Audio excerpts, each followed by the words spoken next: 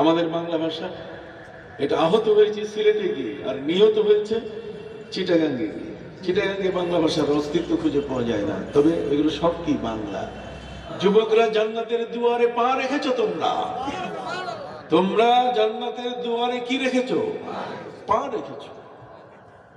আর একটু শুধু পাঞ্চুয়ালিটি, নামাজের ভিতরে যদি তোমরা একটু বিশেষ মনোযোগী হও, প্রথম কাতারটা যদি দখল করো, নামাজের প্রথম কাতারে যদি যুবকরা বসে যায়, তাহলে দেশের একটা বৃদ্ধ বেনামাজি থাকবে না। নিজের হাতে নিজের বাবা নিজের কন্যা সন্তানকে জীবন্ত মাটিতে পুঁতে ফেলে, পৃথিবীর ইতিহাসে একটি বিরল ঘটনা। এখন আর ঈদে মিলাদুন্নবী নাই, এটা বেদাত বললে হাতে করা লাগবে, কতক্ষণ না। এখন আর সুযোগ নাই আমার প্রিয় নবী সাল্লাল্লাহু আলাইহি ওয়াসাল্লামের সম্পর্কে জ্ঞানের মহাভান্ডারকে আর কখনো আড়াল করার কোনো সুযোগ। তার জীবনী চর্চা হবে জাতীয়ভাবে, কতক্ষণ রাষ্ট্রীয়ভাবে সেটা চর্চা হবে। এই জন্য মাননীয় প্রধানমন্ত্রী সহ মহামান্য রাষ্ট্রপতিকে আমরা ধন্যবাদ দেব, কি বলি ঠিক কিনা? বিসমিল্লাহির রহমানির রহিম। YouTube channel GP SD media. আহলে সুন্নাত ওয়াল জামাতের আকীদা ভালো লাগলে চ্যানেলটি সাবস্ক্রাইব করুন। আমাদের প্রিয় নবী সাল্লাল্লাহু আলাইহি ওয়াসাল্লাম আল্লাহ পাক রব্বুল আলামিন মহাবিজ্ঞানের কোন একটি অংশ তার থেকে তিনি গোপন রাখেন নাই।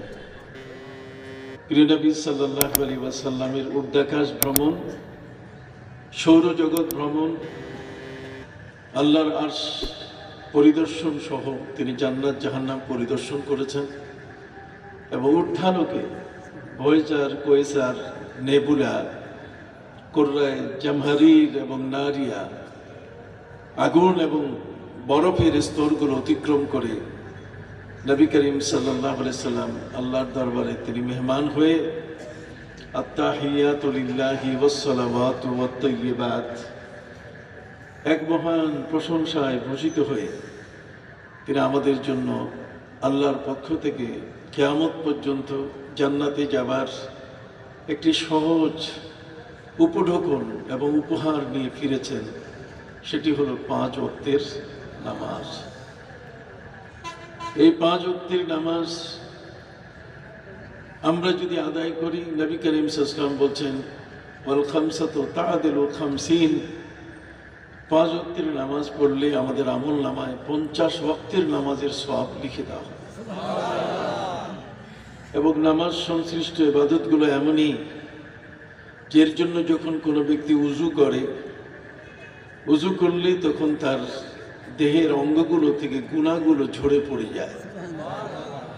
খারাজাত খাতায়াহু, তার দেহের থেকে যখন যে অঙ্গটি সে ধুয়ে ফেলে, হাত ধুয়ে ফেললে হাতের থেকে সর্বশেষ পানির যে ফোঁটাটা, আও আখিরু কাতরাতিন মিনাল মা, সর্বশেষ পানির যে ফোঁটাটি, সেই ফোঁটাটিতে হাতের গুনাহগুলো ঝরে পড়ে যায়।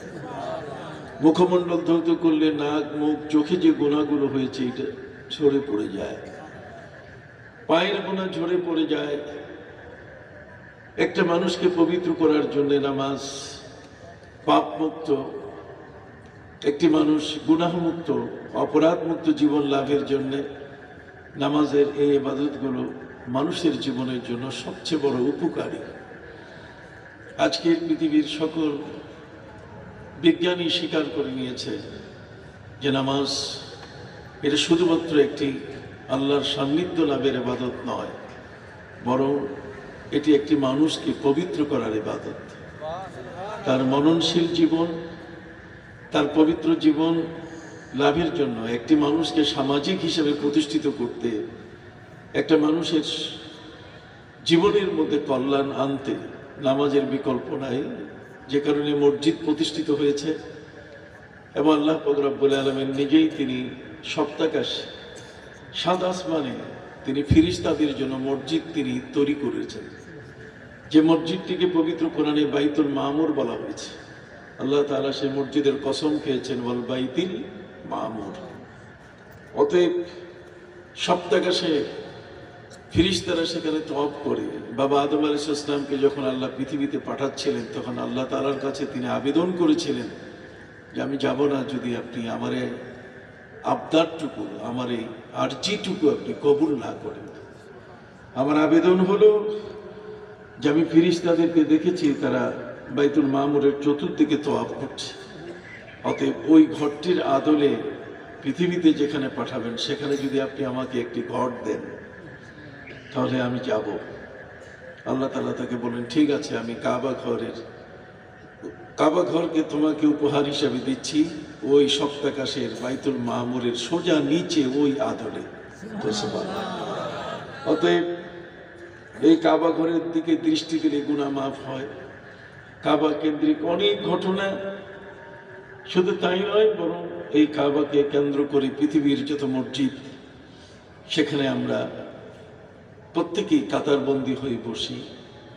এখানে আমাদের প্রতি 5 ওয়াক্তে এক ধরনের দেখা সাক্ষাৎ হয়ে যায়, একটা সামাজিক অবস্থান আমাদের তৈরি হয়ে যায়, আমরা একে অপরের পাশে চলে আসি। আমাদের এই ধর্মটি ছাড়া পৃথিবীতে আর কোনো ধর্ম নেই। যত ধরনের ধর্ম আছে পৃথিবীতে প্রায় 4000-এর মতো ধর্ম আছে। এই 4000 ধর্মের অনুসারীরা, মুসলমানরা যেভাবে 5 ওয়াক্ত নামাজে একত্রিত হয়, তাদের এভাবে একত্রিত হওয়ার কোনো সুযোগ নাই।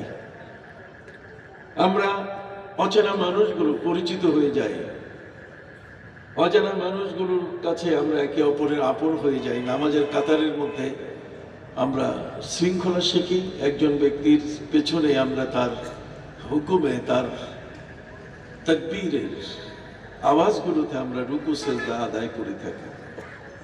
অতএব মসজিদের মাধ্যমে আমাদের মধ্যে সামাজিক শৃঙ্খলা তৈরি হয় এবং এই জন্য আমরা একে অপরের কাছে, আমরা যে কেউ কারো থেকে বিচ্ছিন্ন নই, এই বিষয়টি প্রমাণিত হয়।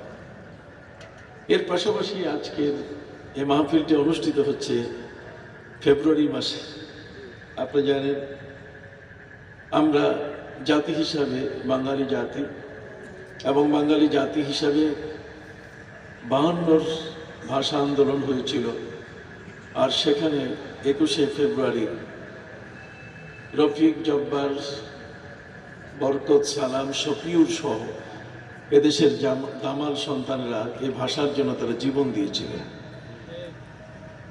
এই পৃথিবীতে একটি মাত্র জাতি, বাঙালি জাতি, যে তার ভাষাটাকে রক্ষা করার জন্য জীবন দিয়েছে। পৃথিবীতে আর কোথাও এর ইতিহাস নাই, যদিও খানিকটা ইতিহাস খুঁজে পাওয়া যায় আসামের ব্যাপারে।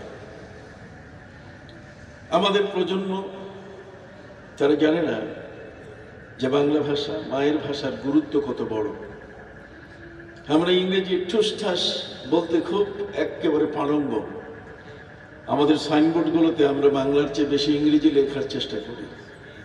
হাইকোর্ট থেকে এর উপরে আদেশ এসছে যে না, বাঙালি জাতি হিসাবে আমাদেরকে বাংলা ভাষার চর্চা করতে হবে, এবং এই কারণে আমাদের দেশের হাইকোর্ট, সুপ্রিম কোর্টের রায়গুলো এখন বাংলা ভাষায় লেখা শুরু হয়েছে। বাঙালি জাতির বাংলা ভাষা এটাকে কেড়ে নেবার জন্য সেই হানাদারের নেতৃত্ব দানকারী কায়েদে আজম মোহাম্মদ আলী জিন্নাহ, তিনি ঢাকা বিশ্ববিদ্যালয়ে এসে যে বক্তব্য দিয়েছিলেন, তাতে স্টেট ল্যাঙ্গুয়েজ হিসাবে, রাষ্ট্রীয় ভাষা হিসাবে বলছেন উর্দু অ্যান্ড উর্দুই হবে রাষ্ট্রীয় ভাষা।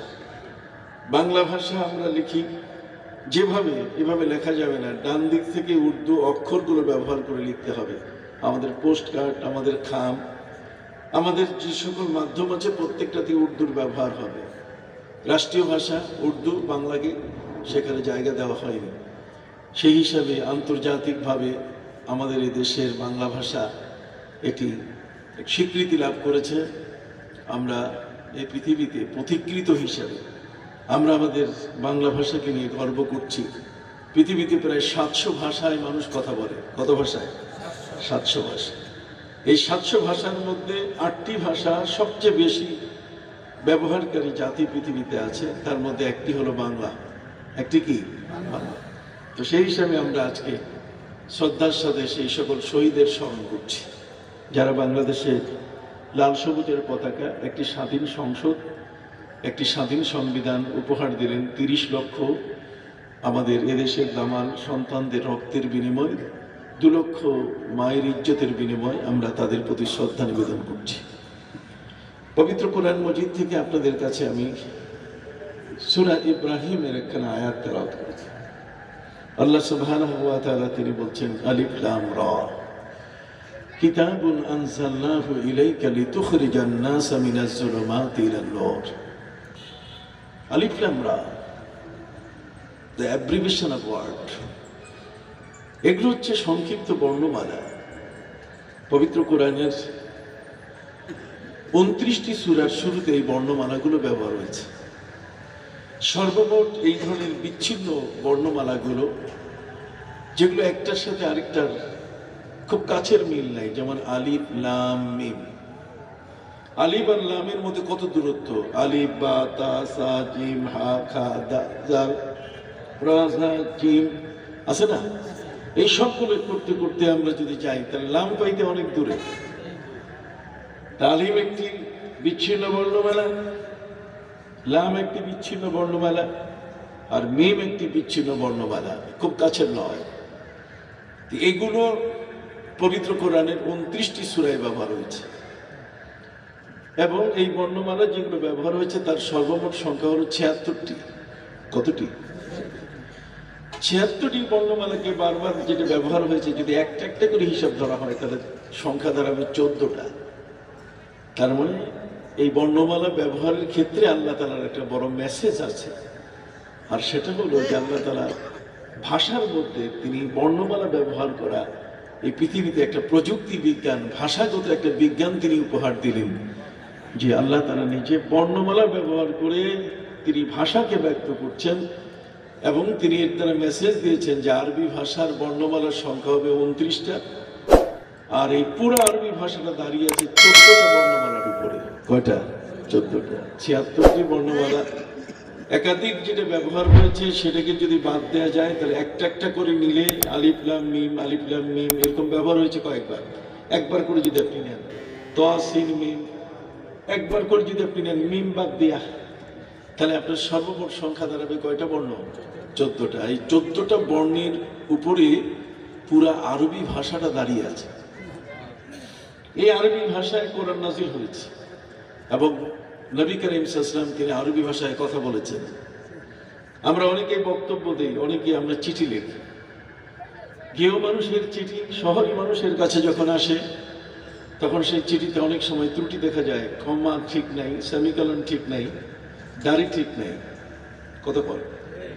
ঠিক এমনি করে আমরা অনেক সময় বক্তব্য দিই, যে বক্তব্যগুলো এডিট করা প্রয়োজন হয়, তার মানে সংশোধন করা দরকার হয়। বক্তব্যের আগে পিছে ফেলে দিয়ে একটি সুন্দর করে সাজানো গোছানো বক্তব্য উপস্থাপন করা হয়। এটা যারা এডিটিং করে, যারা ইউটিউবার আছেন, যারা ঠিক এমনি করে এ সমস্ত চ্যানেলগুলো চালান, বিভিন্ন স্যাটেলাইট চ্যানেল, তারা কিন্তু বক্তব্য টকশোগুলো নিয়ে এগুলো কাটছাট করে। কিন্তু আমাদের প্রিয় নবী সাল্লাল্লাহু আলাইহি ওয়াসাল্লাম 63 বছর জীবন পর্যন্ত যতগুলো তিনি কথা বলেছেন, আজ পর্যন্ত পৃথিবীর কোনো মহাবিজ্ঞানী, কোনো ভাষাবিজ্ঞানী, কোনো ভাষা পণ্ডিত তার একটা লাইনও, একটা শব্দ তারা এডিট করতে পারে নাই। নবী হলেন বিশ্বজগতের সবচেয়ে বড় বিশুদ্ধ ভাষী। তিনি বলেছেন, আনা আফসাহুল আরব, আমি আরবের সবচেয়ে বড় বিশুদ্ধ ভাষী, আমার চেয়ে বড় সুন্দর কথা জগতের কেউ বলতে পারে নাই। আমরা কথা বলতে গিয়ে গেও ভাষা বলে থাকি, গ্রামীণ ভাষা বলে থাকি। আমাদের বাংলা ভাষা এটা আহত হয়েছে সিলেটে গিয়ে, আর নিহত হয়েছে চিটাগাঙ্গে গিয়ে। চিটাগাঙ্গে বাংলা ভাষার অস্তিত্ব খুঁজে পাওয়া যায় না, তবে এগুলো সব কি বাংলা। বাংলা ভাষায় আমরা কথা বলছি। এই বঙ্গবাণী আমাদের বাংলা ভাষা। যেজন বঙ্গেতে জন্মে হিংসে বঙ্গবাণী, সেজন তাহার জন্ম আমি ন জানি। আব্দুল করিম সাহিত্য বিশারদ তিনি নিজের ভাষার গুরুত্ব সম্পর্কে তিনি বিষয়টি বলেছেন। সম্মানিত সুধী, ইমাম বুখারী রহমতুল্লাহ আলাইহি 6 লক্ষ হাদিসের হাফেজ ছিলেন, কিন্তু আমার নবীজির একটা হাদিসকে তিনি কাটছাট করে, শুদ্ধ করে, এটা ঠিক হয় নাই, উঁচা নিচা সমান করতে হয়েছে এমন কোনো প্রমাণ নাই। জগতের মধ্যে ভাষা শিখিয়েছে কোরআন। কোরআন আমাদেরকে ভাষা শিক্ষা দান করেছে। কোরআন কিভাবে ভাষা শিক্ষা দান করেছে আপনি দেখুন। আমাদের দেশের মধ্যে যদি আমরা আমাদের শিক্ষা জগৎটাকে দেখি, শিক্ষা পরিবারটাকে দেখি, তাহলে এই শিক্ষা পরিবারের মধ্যে আমাদের যতগুলি স্তর আছে, ম্যাট্রিক বলেন, ইন্টারমিডিয়েট বলেন, ডিগ্রি বলেন, মাস্টার্স বলেন, এই যে কতগুলো স্তর আছে, এই স্তরগুলোকে কিন্তু আমরা বর্ণমালা দিয়ে এগুলো বলে থাকি। আমরা বলে থাকি SSC, HSC, BA, কথা বল না, এই যে ব্যাচেলর অফ আর্টস বলে থাকি, আমরা MA বলে থাকি। তাহলে MA, এই যে MA মাস্টার্স অফ আর্টস আমরা বলে থাকি, এগুলো B.Ed, C.Ed, M.Ed, শিক্ষা জগতের মধ্যে বর্ণমালার আমাদের ব্যবহার আছে। তাহলে MA দিয়ে, MA, BA, HSC, SSC, তারপর ওই যে PSC ছোট চলে গেল, এই শব্দগুলোর যে ব্যবহার ঘটছে, যদি পবিত্র কোরআনে এই বর্ণমালাগুলো আল্লাহ বিচ্ছিন্ন হয়ে ব্যবহার না করতেন, তাহলে পণ্ডিতরা, ভাষা পণ্ডিতরা বলতো যে কোরআন দুর্বল, ভাষা এত সবল না। সুবহানাল্লাহ। পবিত্র কোরআনের মধ্যেও বর্ণমালা দিয়েও আল্লাহ কথা বলেছেন। আজকের যে বর্ণমালার প্রয়োগ হচ্ছে সবচেয়ে বেশি, মানুষ সংক্ষিপ্ত ভাবে কথা বলতে চায়, বর্ণমালা দিয়ে কথা বলতে চায়। এটাকে যদি আপনি ব্যাংকিং সেক্টরে নেন, তাহলে আপনি দেখবেন সেখানেও আছে IFIC ব্যাংক, IFIC, এখানে তো বর্ণমালা। আপনি কথা বলেন না কেন? এখানেও কি বর্ণমালা। NCC ব্যাংক, NCC, তাহলে NCC ব্যাংক। আমি দু একটা বলি, আলোচনা আমি ভিন্ন কথা বলবো, আপনাদের কাছে আমি একটু ধারণা দিতে চাই যে আজকের যে যুবকরা কোরআনের আয়োজন করলো, আজকের এলাকার মানুষ, আপনারা যারা কেউ মসজিদের সভাপতি, সেক্রেটারি অথবা দায়িত্বশীল ব্যক্তিবর্গ, ইভেন যারা আজকের কষ্ট স্বীকার করে এখানে এসে আপনার সময় দিলেন, এই সময়টা আপনাদের নষ্ট হলো কিনা, এই সময়টা আপনি কোনো খারাপ খাতে ব্যবহার করেছেন কিনা, আপনি অবাক হয়ে যাবেন যে মহাগ্রন্থ আল কোরআনের এই মজলিস আমাদের জীবনে কত প্রয়োজন। আজকে যুবকরা এগিয়ে এসেছে, আমি দোয়া করি তারা যেন আল্লাহ পাক রব্বুল আলামিন তাদেরকে যেন হযরতে উমর বানিয়ে দেন। এক একজন যুবক যদি যুগ শ্রেষ্ঠ উমর হয়ে যায়, তাহলে এই পৃথিবীর মধ্যে অন্যায়, এটি এই পৃথিবীতে যত অন্যায় আছে, অপরাধ আছে, পাপ আছে, সবগুলো বন্যার মতো ভেসে যাবে। যুবকরা হলো ইসলামের মূল ধারা। আমাদের প্রিয় নবী সাল্লাল্লাহু আলাইহি ওয়াসাল্লাম বলেছেন, ওয়ালাকাদ আবাদানি আশ-শাবাব। নবীজি বলছেন ইসলামের সবচেয়ে বড় উপকার করেছে যুবকেরা। এই জন্য নবী করিম সাল্লাল্লাহু আলাইহি ওয়াসাল্লামের মাহফিল শোনার জন্য যখন যুবকরা আসতো, নবীজি তাদেরকে বলতেন, যুবকদেরকে আগের কাতারে দাও। ইসলাম বলে দিয়েছে, ওয়াশাবুন নাশা ফি ইবাদাতিল্লাহ, যে যুবক ইবাদতে দাঁড়িয়ে যায়, আল্লাহু আকবার বলে, আল্লাহু আকবার শব্দ উচ্চারণ করে যে যুবক নামাজে দাঁড়িয়ে যায়, আল্লাহ তাআলা বলেন ওর জন্য আমি আরশের ছায়া বরাদ্দ রেখে দিয়েছি। 7 জন ব্যক্তি কিয়ামতের ময়দানে আরশের ছায়ার নিচে থাকবে, তার মধ্যে একদল কে?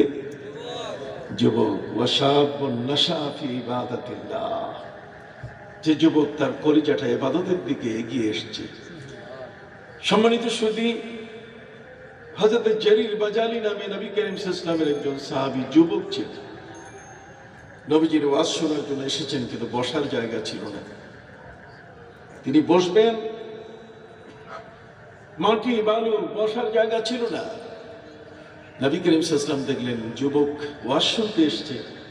যুবকের কত কাজ, সে নোট ছবি দেখে, সে ফেসবুক চালায়, ইউটিউব চালায়, কত নোংরা ছবি, কত কিছু নোংরা, এগুলো দেখতে দেখতে রাত চলে যায়। দরজা বন্ধ করে যুবকরা আজকে আমাদের থেকে ডিরেল হয়ে যাচ্ছে, এরা আমাদের থেকে হারিয়ে যাচ্ছে।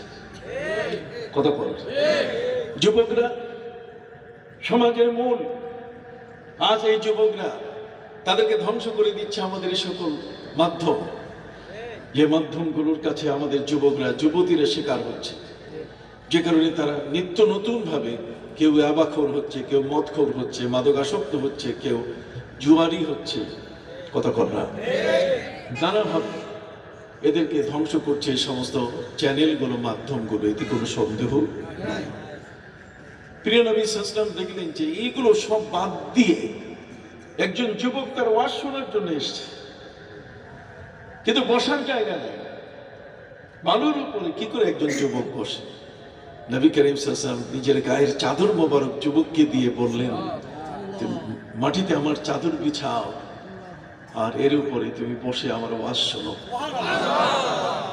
নবী করিম সাল্লাল্লাহু আলাইহি ওয়াসাল্লাম যুবকের দিকে চাদর যখন দিলেন, তখন যুবক ওই চাদর ফাখাদাহু ওয়া দাম্মাহু বিসাদরিহি, নবী করিম সাল্লাল্লাহু আলাইহি ওয়াসাল্লামের দেয়া চাদরখানা হাতে নিয়ে তিনি বুকের সাথে মিশালেন এবং যুবক চিৎকার দিয়ে বললেন, হে রাসূল, পৃথিবীর মধ্যে এই জমিনে কি এমন কোন বেয়াদব আছে যে আপনার চাদরের উপরে পা দিয়ে বসবে? আসমানের নিচে জমিনের বুকে এমন কোন বেয়াদব নাই।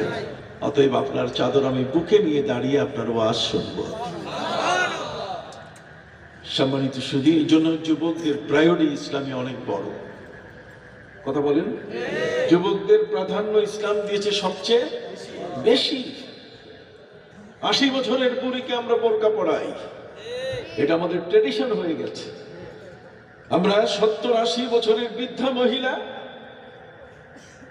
যার বোরকার প্রয়োজন নেই, যাকে ইসলাম মসজিদে আসতেও বাধা দেয় না, কথা বলেন না, অথচ আমরা তাকে 80 বছরের এই বৃদ্ধাকে আমরা পলিথিন পেঁচাই, তাকে আমরা একেবারে সবিশেষ পর্দার ব্যবস্থা করি। কিন্তু যারা যুবতী টকবগে, যাদের দিকে তাকালে একজন ইমানদার ব্যক্তি মুহূর্তে তার ইমান ধ্বংস হয়ে যায়, অথচ তাকে রূপসী বানিয়ে আমরা তার পেটখালি, বুকখালি, কপালে এক নক্তা, আমরা তাকে সেভাবেই আমাদের দেশে আমাদের চলাচলগুলোতে আমরা দেখতে পাই। অতএব পবিত্র কোরআন মজিদের এই আয়োজন, এই আলোচনা যারা আজকে করেছেন, আমি মনে করি যুবকরা তাদের জান্নাত পেতে খুব বেশি দূরের নয়। আমি মনে করি তারা জান্নাতের ঘাটে দাঁড়িয়ে আছে। সুবহানাল্লাহ। যুবকরা জান্নাতের দুয়ারে পা রেখেছো, তোমরা জান্নাতের দুয়ারে কি রেখেছো? পা রেখেছো। আর একটু শুধু পাঞ্চুয়ালিটি, নামাজের ভিতরে যদি তোমরা একটু বিশেষ মনোযোগী হও, প্রথম কাতারটা যদি দখল করো, নামাজের প্রথম কাতারে যদি যুবকরা বসে যায়, তাহলে দেশের একটা বৃদ্ধ বেনামাজি থাকবে না, এটা আমার বিশ্বাস। কথা বুঝে গেছে? সেজন্য যুবকদেরকে আমাদের উৎসাহিত করতে হবে, যুবকদেরকে হাতছাড়া করা যাবে না, যুবকদেরকে প্রিয় নবী সাল্লাল্লাহু আলাইহি ওয়াসাল্লামের আদর্শে তাদেরকে লালন করতে হবে।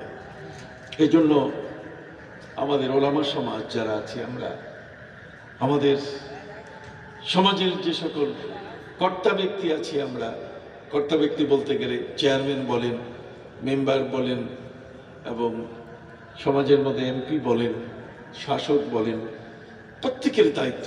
ইভেন যিনি আজকের এই থানার ওসি, তারও বিশাল দায়িত্ব।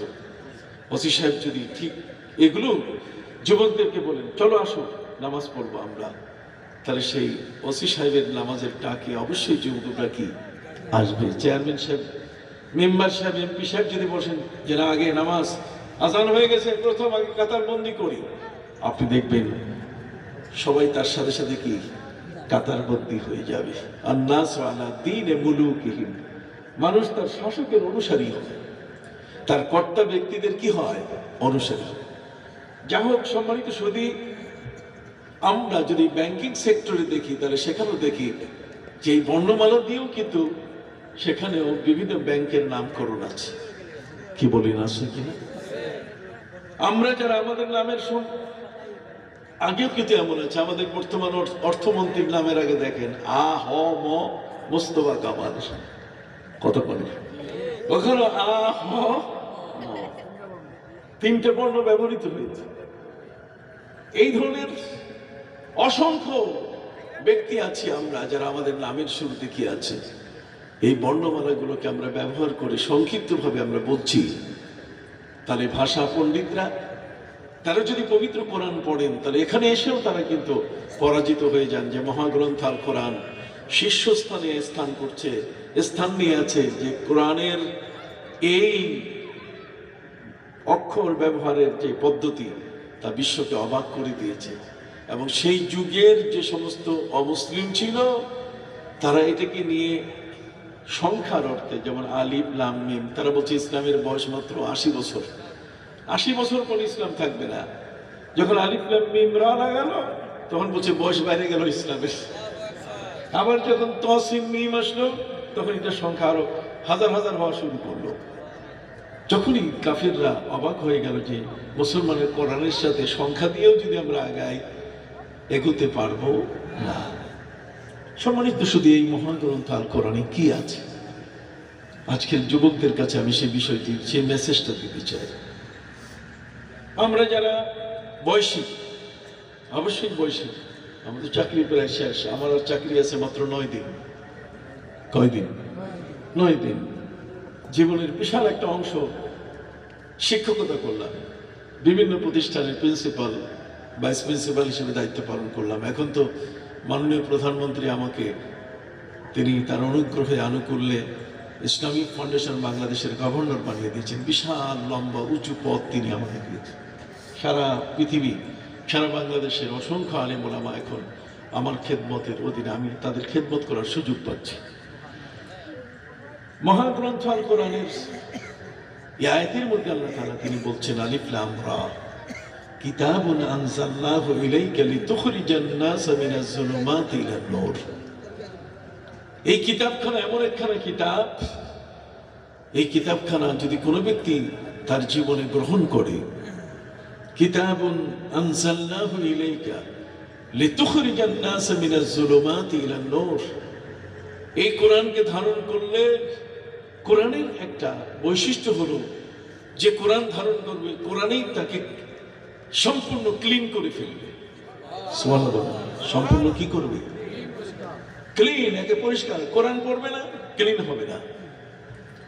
কোরআন হচ্ছে মানব জীবনের এমন একখানা গ্রন্থ, যে গ্রন্থখানার মধ্যে আল্লাহ বলছেন মা ফাররাতনা ফিল কিতাবি মিন শাই, আমি কোনো কিছুর আলোচনা বাকি রাখি নাই। আপনি কি জানেন ইদানিংকালে আমেরিকায় প্রস্তাব এসে গেছে যে মানুষগুলোর কাপড়ের প্রয়োজন নাই, জন্ম নিয়েছি যেভাবে পৃথিবীতে চলবো সেভাবে, পোশাক দরকার নাই। এই পোশাক, যে পোশাকের মধ্যে রয়েছে মানুষের আভিজাত্য, কতক্ষণ না, বাবা আদম আলাইহিস সালামকে আল্লাহ পাক রব্বুল আলামিন যে পোশাক দিয়েছেন, লিবাসা ইওয়ারি সাওআতিহিমা, এমন পোশাক দিয়েছেন যে পোশাক দিয়ে হযরত আদম আলাইহিস সালাম এবং মা হাওয়ার ইজ্জত ঢাকা হয়েছিল। কতক্ষণ শালীন পোশাক, ইসলামের মধ্যে শালীন পোশাক, পোশাকে ইসলাম যদি আপনি দেখেন তাহলে আমাদের প্রিয় নবী সাল্লাল্লাহু আলাইহি ওয়াসাল্লাম যে পোশাক পরিধান করেছেন, সেই পোশাকটি ছিল এমন, ওই পোশাকে কখনো কোনো অঙ্গ প্রদর্শিত হতো না। কিন্তু আমরা আজকে ফিরিঙ্গি পোশাক পরি, আমরা নামাজে ইবাদত বন্দেগীতে আমাদের উরু, আমাদের দেহের অংশ বিশেষ এটা প্রদর্শিত হয়, এটা মানুষের চোখে পড়ে। সম্মানিত সুধী, বাবা আদম আলাইহিস সালাম তিনি হলেন পৃথিবীর প্রথম শিক্ষিত মানুষ। যদি বলেন প্রথম কি? শিক্ষা। শিক্ষার জন্য আপনার সিলেবাস থাকা দরকার। আপনাকে বিচ্ছিন্ন করেছে এই পৃথিবীর মানুষ, এই পৃথিবীর মানুষের মধ্যে নগদ অতীতে, নগদ অতীত মানে কিছুদিন আগে, নগদ অতীতে আপনাকে আলো থেকে অন্ধকারে ঠেলে দিয়েছে ব্রিটিশ, ইংরাজ। ইংরাজ আপনাকে সত্যের পথে আলো দেখাতে চায়নি। কোরআনের আলোর ভিতরে আপনি থাকেন, আপনার জীবন পরিচালিত হোক, এটা কখনো সে দিতে চায় নাই। সবচেয়ে বড় সমস্যা আজকের পৃথিবীতে, সারা জগতের সবচেয়ে বড় তার সমস্যা মনে করে মুসলমানের কোরআন। এই কোরআনটাকে যদি ধ্বংস করা যায়, কোরআনটাকে যদি একেবারে পৃথিবী থেকে তাড়িয়ে দেওয়া যায়, তাহলে তারা মনে করবে যে এই পৃথিবীটা তাদের হয়ে গেছে, তারা যা ইচ্ছে তাই করতে পারবে। কিন্তু মুসলমান কোনোদিন সেটা করতে দিবে না। মুসলমানের কাছে সবচেয়ে বড় মহাশক্তি হলো কি? আল কোরআন এবং তার প্রিয় নবী সাল্লাল্লাহু আলাইহি ওয়াসাল্লামের হাদিস, তার সুন্নাহ। এজন্যই আপনার নাম শুনেছেন যে বাগদাদের রূপকার, কতক্ষণ না, বাগদাদের রূপকার সহ অন্যান্য যে সকল ব্যক্তি যারা বাগদাদে সেই সময়কালে খলিফা হয়ে শাসন করেছিলেন, খেলাফত যারা প্রতিষ্ঠা করেছেন, এই খেলাফতের প্রতিষ্ঠাকারী ব্যক্তিরা তারা কিন্তু এই কোরআনের আদলে তাদের জীবন অনেক ক্ষেত্রে তারা পরিচালনা করতে ব্যর্থ হয়েছিলেন, যে কারণে আস্তে আস্তে আমাদের হাত থেকে ইসলামের আদর্শ হাতছাড়া হয়ে গেছে। সম্মানিত সুধী, মহাগ্রন্থ আল কোরআন, এই কোরআনের জীবন ব্যবস্থাপনা এটা এতই সুন্দর যে হযরতে ওমর ফারুক রাদিয়াল্লাহু তাআলা আনহুর মতো ব্যক্তি নবী করিম সাল্লাল্লাহু আলাইহি সাল্লামের কাছে মাত্র দুটো সাবজেক্ট তিনি পড়েছিলেন, একটা হলো কোরআন আর একটা কি সুন্নাহ। আপনি জানেন হযরতে ওমর ছিলেন রাখাল, তিনি উট চড়াতেন। হযরতে ওমর, আরবের মানুষেরা শিক্ষিত ছিল না, এখনো আরবের মানুষ বেশি শিক্ষিত নয়। আরবের মানুষ সম্পর্কে একটা কথা আছে, মুখ মাফি, মাথা নাই মগজ নাই। কথা বুঝতে পারছেন? তাদেরকে যখনই কেউ কোনো ট্যাবলেট খাওয়াইয়ে শোয়াই রাখে তখন তারা ঘুমিয়ে পড়ে, আর কখনো জেগে উঠে না। এই মুখ মাফি, মাথার মধ্যে মগজ নাই এই জাতি, এই আরব, নবী করিম সাল্লাল্লাহু আলাইহি ওয়াসাল্লামের যুগে মাত্র 17 জন ব্যক্তি শিক্ষিত ছিল। কতজন? 17 জন মানুষ শিক্ষিত ছিল। এই 17 জনের মধ্যে 16 জন ছিল কলম ভাঙ্গা পণ্ডিত। এরা সব লেখা লিখতে, নাম লিখতে জেলাপির পেজ দিত, মনে হয় মাকড়সা হাঁটছে। এদের মধ্যে শিক্ষিত ছিলেন মাত্র একজন মহিলা, যার নাম হলো সাফাত। সাফাত নামে মহিলাটি, তার বাড়ি ছিল ইরাক। ইরাক থেকে সেই মহিলা আরবে আসে, তাকে বিয়ে করে আনা হয় এবং আরবের শিক্ষা বিস্তারে এই মহিলা সবচেয়ে বড় অবদান রেখেছেন। সম্মানিত শুধু আমাদের প্রিয় নবী সাল্লাল্লাহু আলাইহি ওয়াসাল্লাম যখন এলেন তখন গোটা আরব জগতের মধ্যে মূর্খতার এত সাইলাব যে তারা নিজের কন্যা সন্তানকে জীবন্ত কবর দিত। আপনারা সকলে ওয়াজ জানেন, ওয়াযাক্কির ফাইন্নায যিকরা তানফাউল মুমিনিন। আপনাদেরকে স্মরণ করে দিতে চাই, আল্লাহ বলেন একটা জিনিস বারবার বলো, একটি জিনিসকে বারবার আলোচনা করো, তাহলে বসে যাবে তার অন্তরের মধ্যে। নিজের হাতে নিজের বাবা নিজের কন্যা সন্তানকে জীবন্ত মাটিতে পুঁতে ফেলে, পৃথিবীর ইতিহাসে একটি বিরল ঘটনা। যদিও এর আগে আরেক বিরল ঘটনা অনেক ঘটে গেছে। হযরত ইব্রাহিম আলাইহিস সালাম ছেলেকে জবাই করার জন্য তিনি নিয়ে যাচ্ছেন, এটা পৃথিবীকে কাঁপিয়ে ফেলেছে, গোটা পৃথিবী অস্থির হয়ে গেছে যে একজন মানুষ, একজন পিতা কি করে তার সন্তানের গলায় ছুরি দিতে পারে। কিন্তু সেটি ছিল মহাপরীক্ষা। জোরে বলেন, সেটি ছিল কি? মহাপরীক্ষা, আল্লাহর পরীক্ষা। আর কন্যা সন্তানকে জীবন্ত দাফন করা এটা আল্লাহর পরীক্ষা ছিল না। সম্মানিত শুধু এই ধরনের অনাচার পৃথিবীতে রাইট নাও বর্তমান সময় পর্যন্ত আছে। আপনি জানেন ঈশ্বরচন্দ্র বিদ্যাসাগর, তার যুগে যিনি রাষ্ট্রপ্রধান ছিলেন তিনি হলেন রাজা রামমোহন রায়। রাজা রামমোহন রায় তিনি বললেন যে এই সমাজের মধ্যে সতীদাহ প্রথা, স্বামী যদি মারা যায় তাহলে স্বামীর চিতায় তার স্ত্রীকে সেখানে আগুনে পুড়ে মরতে হবে, আত্মাহুতি দিতে হবে, সহমরণ। এই যে সতীদাহ, সতীদাহ সহমরণ এটা ছিল। রাজা রামমোহন রায় তিনি বলছেন এটার প্রতিবাদ করা দরকার। কাকে দিয়ে প্রতিবাদ করবেন? এই জন্য একজন মান্যগণ্য ব্যক্তি দরকার। আর মান্যগণ্য ব্যক্তি হিসেবে তিনি বাছাই করলেন বিদ্যাসাগরকে। বিদ্যাসাগরকে তিনি বললেন আপনি প্রতিবাদ করেন। বিদ্যাসাগর প্রতিবাদ করার পরে এই ব্রহ্মচারী যারা, তারা এমন ভাবে তাকে কোণঠাসা করলো যে আপনি কিসের ফতোয়াবাজি করতেছেন, এটা আমাদের ধর্মের নীতি। স্বামী যদি মারা যায় তাহলে তার চিতায় স্ত্রীকে মরতে হবে। বিদ্যাসাগর বলছেন এটা ধর্ম হতে পারে না। যার উপরে ভিত্তি করে 1995 সালে ভারতের পার্লামেন্ট আইন পাশ করলো যে কোনো নারীকে স্বামীর চিতায় তাকে সহমরণে বাধ্য করা যাবে না। যদি কেউ করে তাহলে তাকে ফাঁসিতে ঝুলানো হবে। হাজারো বলেন 1995 সালে আইন পাশ হয়েছে, আজ থেকে 1995 সাল কত 26 বছরের দূরত্বে। কিন্তু 26 বছরের পূর্বে পৃথিবীতে অসংখ্য নারী এভাবে স্বামীর চিতায় তাকে জীবন দিতে হয়েছে। তাহলে এই অনাচারগুলো পৃথিবীতে যুগে যুগে ঘটেছে, কোনো অংশে কম না। নবী করিম সাল্লাল্লাহু আলাইহি সাল্লামের যুগে জীবন্ত মেয়েদেরকে মাটিতে পুঁতে ফেলা হতো। এমন এক অসভ্য সমাজ, সেই সমাজের মাথার মগজটাকে পরিবর্তন করতে গেলে জ্ঞান দরকার। কথা বলেন। আমি এই কারণে এই কথাটি বলছি যে আল্লাহ পাক রব্বুল আলামিন এই পৃথিবীতে সূচনা করেছেন হযরত আদম আলাইহিস সালামকে দিয়ে, আর সেই সূচনাটা তিনি ঘটিয়েছেন জ্ঞান দিয়ে। কি দিয়ে? জ্ঞান। আল্লাহ তাআলা বললেন, ওয়াইস ক্বালা রাব্বুকা লিল মালাইকাতি ইন্নী জাইলুন ফিল আরদি খলিফা।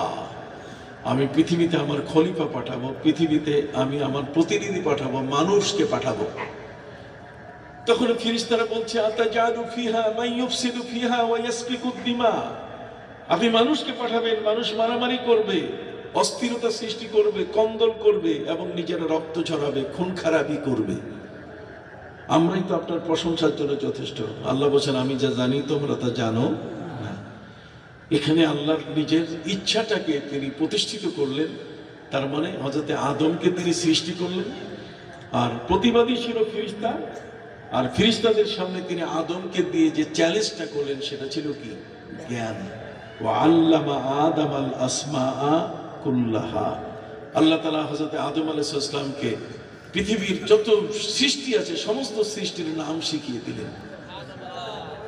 আদম উপস্থিত হলো ফেরেশতাদের সামনে, ফেরেশতাদেরকে বললেন যে তোমরা আমি এগুলোর নাম জিজ্ঞেস করবো, বলো আম্বিউনি বিআসমাই হাউলাই ইন কুনতুম সাদিকিন। এই সমস্ত জিনিসের নাম বলো। ফেরেশতারা বলে, সুবহানাকা লা ইলমা লানা ইল্লা মা আল্লামতানা। আমরা জানি না, যা জানান ততটুকু জানি। আল্লাহ তাআলা বলেন তারে, ইয়া আদম আম্বিহুম বিআসমাইহিম। আদম সবগুলোর নাম বলো তো।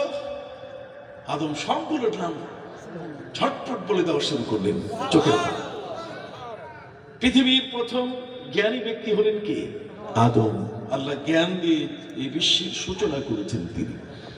অতএব জ্ঞানের বাইরে যেন কোনো ব্যক্তি যেতে না পারে, এই জ্ঞানটাকে প্রতিষ্ঠিত করতে গিয়ে আমাদের প্রিয় নবী সাল্লাল্লাহু আলাইহি ওয়াসাল্লামকে আল্লাহ তাআলা নিরিবিলি জায়গা বাছাই করে দিলেন। কেননা নবী করিম সাল্লাল্লাহু আলাইহি ওয়াসাল্লাম যখন পৃথিবীতে এসেছেন তখন এই পৃথিবীতে ঝগড়া, পৃথিবীতে পাশ্চাত্য জগতে, পশ্চিমা জগতে ইহুদি খ্রিস্টানের ঝগড়া। ওয়াকালাতিল ইয়াহুদু লাইসাতিন নাসারা আলা শাই। ইহুদিরা বলছে খ্রিস্টানরা কিছু না। ওয়াকালাতিন নাসারা লাইসাতিল ইয়াহুদু আলা শাই। খ্রিস্টানরা বলছে ইহুদি কিছু না, ইহুদিরা বলছে খ্রিস্টান কিছু না। দুই দলের মারামারি চলতেছে পশ্চিমা জগতে। যখন নবী জন্ম নেন, নবী যখন জন্ম নেন তখন আরবের মধ্যে 360টা মূর্তির পূজা। কয়টা? জোরে বলেন।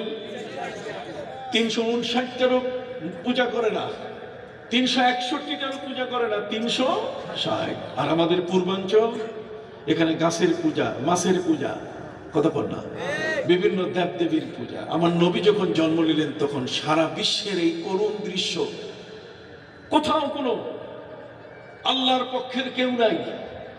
ঈসা নবী আকাশে উঠেছেন, তার থেকে নবী করিম সাল্লাল্লাহু আলাইহি ওয়াসাল্লামের সময়কাল পর্যন্ত প্রায় 600 বছর। 600 বছরের পরে আমার নবী জন্ম নেওয়ার পরে তিনি দেখলেন যে পৃথিবীর অবস্থা বড় কঠিন। জীবন্ত সন্তানদেরকে এখানে মেরে ফেলা হচ্ছে, ছেলে তার মায়ের সাথে জেনা ব্যভিচার করছে।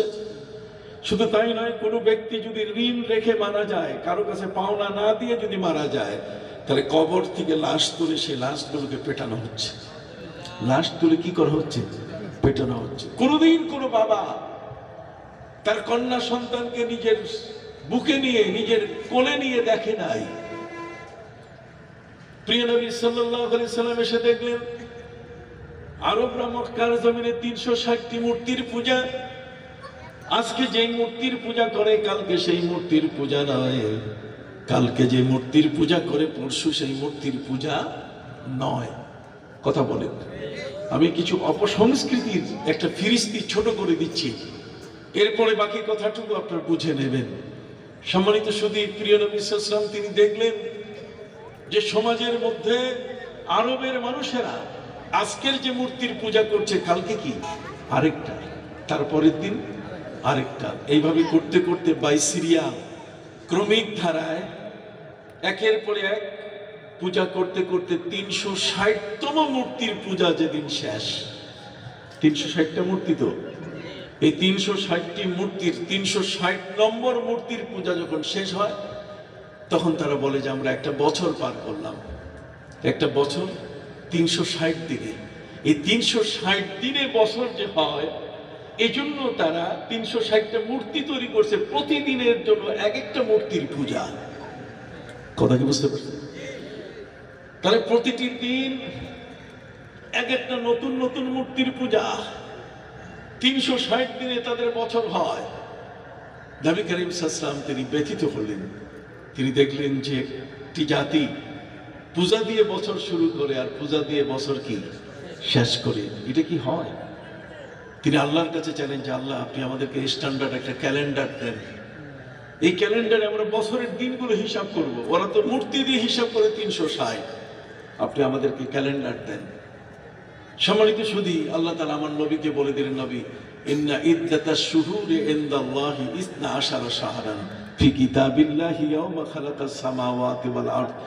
হে নবী, যেদিন আমি পৃথিবী সৃষ্টি করেছি, আসমান জমিন, সেদিনে আমি ফাইনাল করে দিয়েছি যে 12 মাসে বছর হবে। কত মাসে?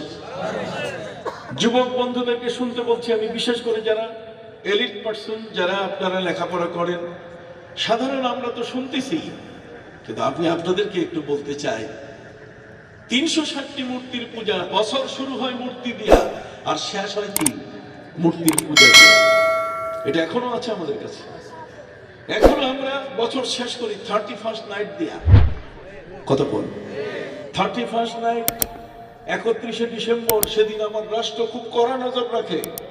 রাষ্ট্র পত্র পত্রিকায়, টেলিভিশনে ঘোষণা দিয়ে দেয় যে এই রাতে 9টার পরে যেন কাউকে না পাওয়া যায় রাস্তায়।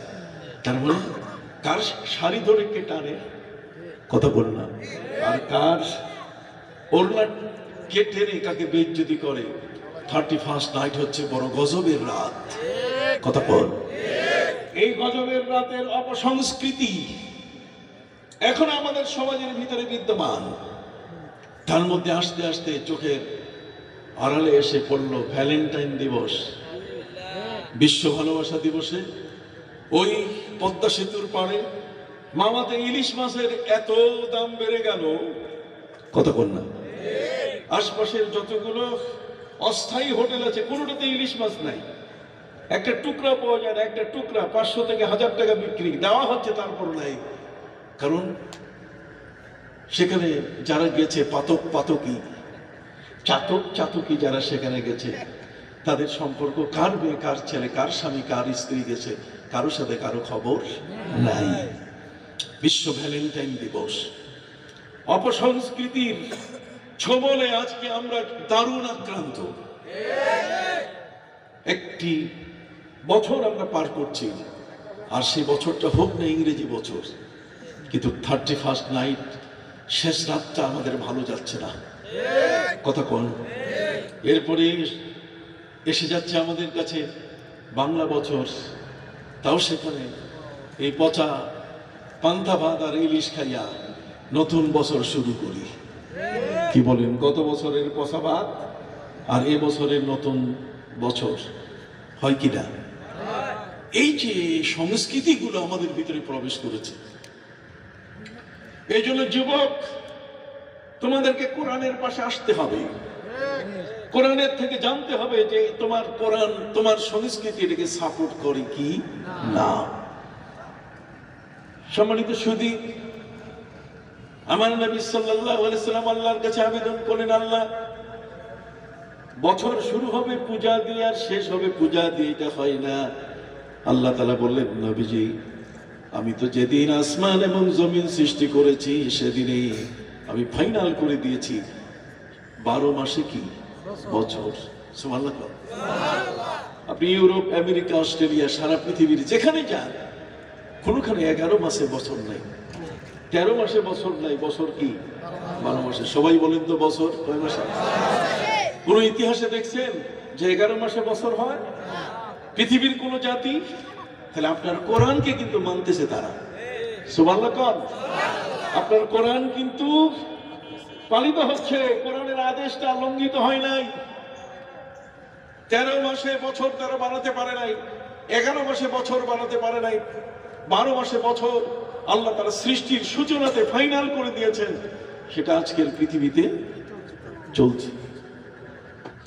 ভাইরা আমার, জগতের মধ্যে আপনি দেখেন ক্যালেন্ডার আছে কিনা, সৌরপুঞ্জি আর একটা আছে মোহাম্মদী পঞ্জিকা।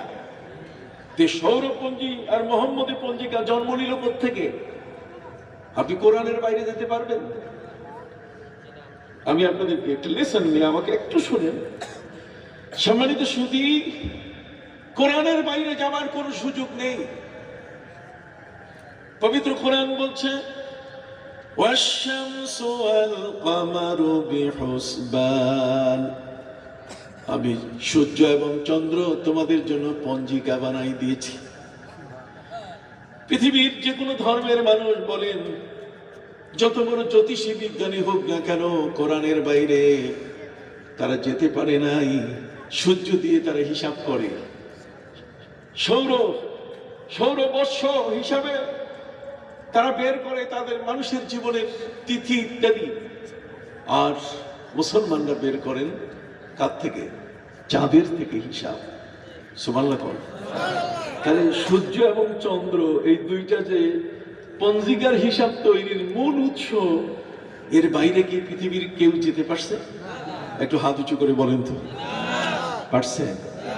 আমি নীতিগত আরো কথায় আপনাদের কাছে আসবো অল্প সময়। একটু আপনাদেরকে একটু ধারণা দিচ্ছি যে আমাদের কোরআনের বাইরে কিন্তু পৃথিবী নাই। পৃথিবীর কেউ সেই ধর্মে যেতেই হোক না কেন, কিন্তু পবিত্র কোরআনের বাইরে সে যাওয়ার কোনো সুযোগ পাচ্ছে না। পবিত্র কোরআন মজিদে আল্লাহ পাক রব্বুল আলামিন বলেন وَجَعَلْنَا اللَّيْلَ وَالنَّهَارَ آيَتَيْنِ فَمَحَوْنَا آيَةَ اللَّيْلِ وَجَعَلْنَا آيَةَ النَّهَارِ مُبْصِرَةً لتبتغوا فضلا من ربهم ولتعلموا عدد السنين والحساب। পৃথিবীর মধ্যে যে কোনো ধর্মের মানুষকে যদি আপনি জিজ্ঞাসা করেন, বলো তো চাঁদটা ডিম লাইট হলো কেমন করে? কথা বলেন না। চাঁদটা ডিম লাইট হলো কেমন করে? চাঁদের আলো এত কম কেন?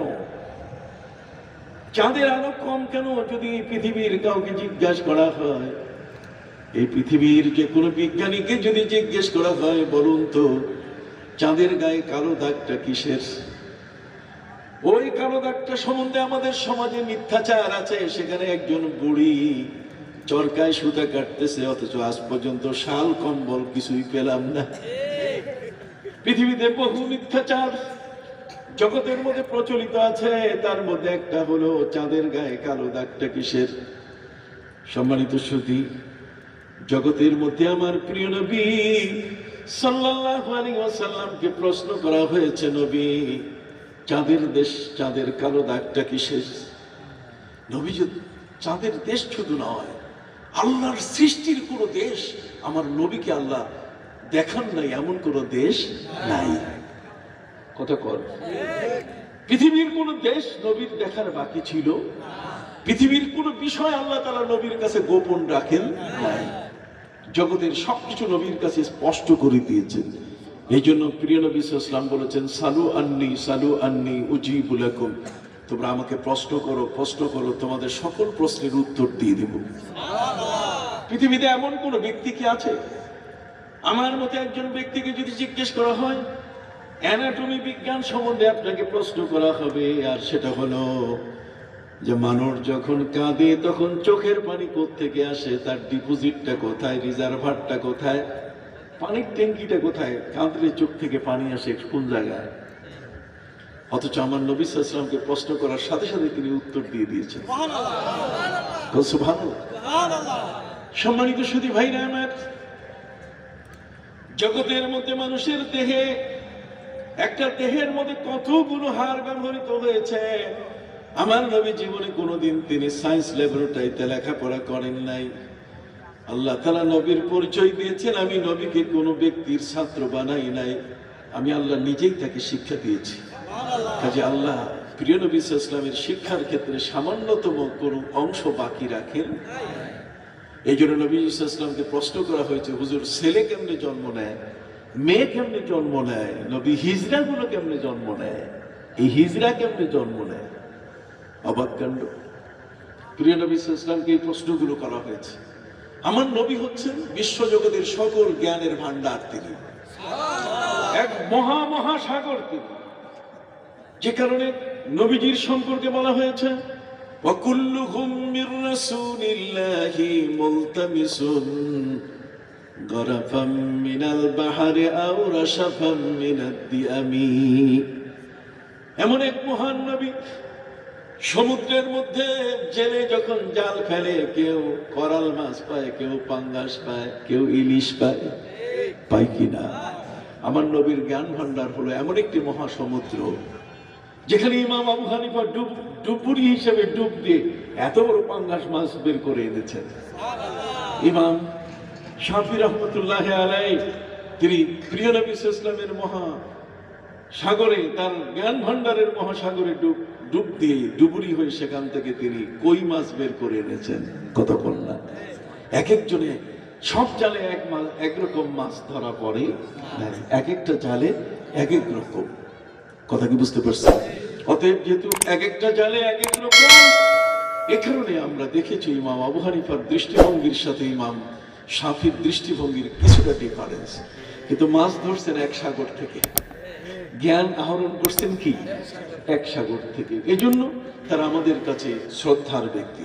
এই জন্য আমরা ইমাম আবু হানিফাকে অনুসরণ করে এই বড় পাঙ্গাস মাছটা খাওয়ার চেষ্টা করি। কি বলেন, ঠিক কিনা? বড়টা ধরার চেষ্টা করি, যাতে করে আমরা এই আলোকে আমাদের জীবন, পৃথিবীর কোন মানুষ কিভাবে, কোন ডুবুরি, কোন মহাবিজ্ঞানী কোথায় কিভাবে তিনি বিজয় হয়ে, বিজেতা হয়ে তিনি উদ্ধার করে আনতে পারেন, সেটা আমাদের অনেকেরই বোধগম্য নয়। বিশ্ব মহানবী সাল্লাল্লাহু আলাইহি সাল্লামের সেই জ্ঞানের মহাভান্ডার, এই জ্ঞানের মহাভান্ডারটা এটা এমনই, যেখানে কি আছে তার তথ্য দিয়েছে আল কোরআন। সুবহানাল্লাহ। এই জন্য আমার নবীর জীবনী সবচেয়ে বেশি জানতে হবে। রবি ঠাকুরের জীবনী কতটুকু, কথা বল। আমরা অন্যান্য ব্যক্তিদের জীবনী আমরা যদি পড়ি, তাহলে কতটুকু, একটি সামান্য, একটা ছোট চৌবাচ্চাও হবে না।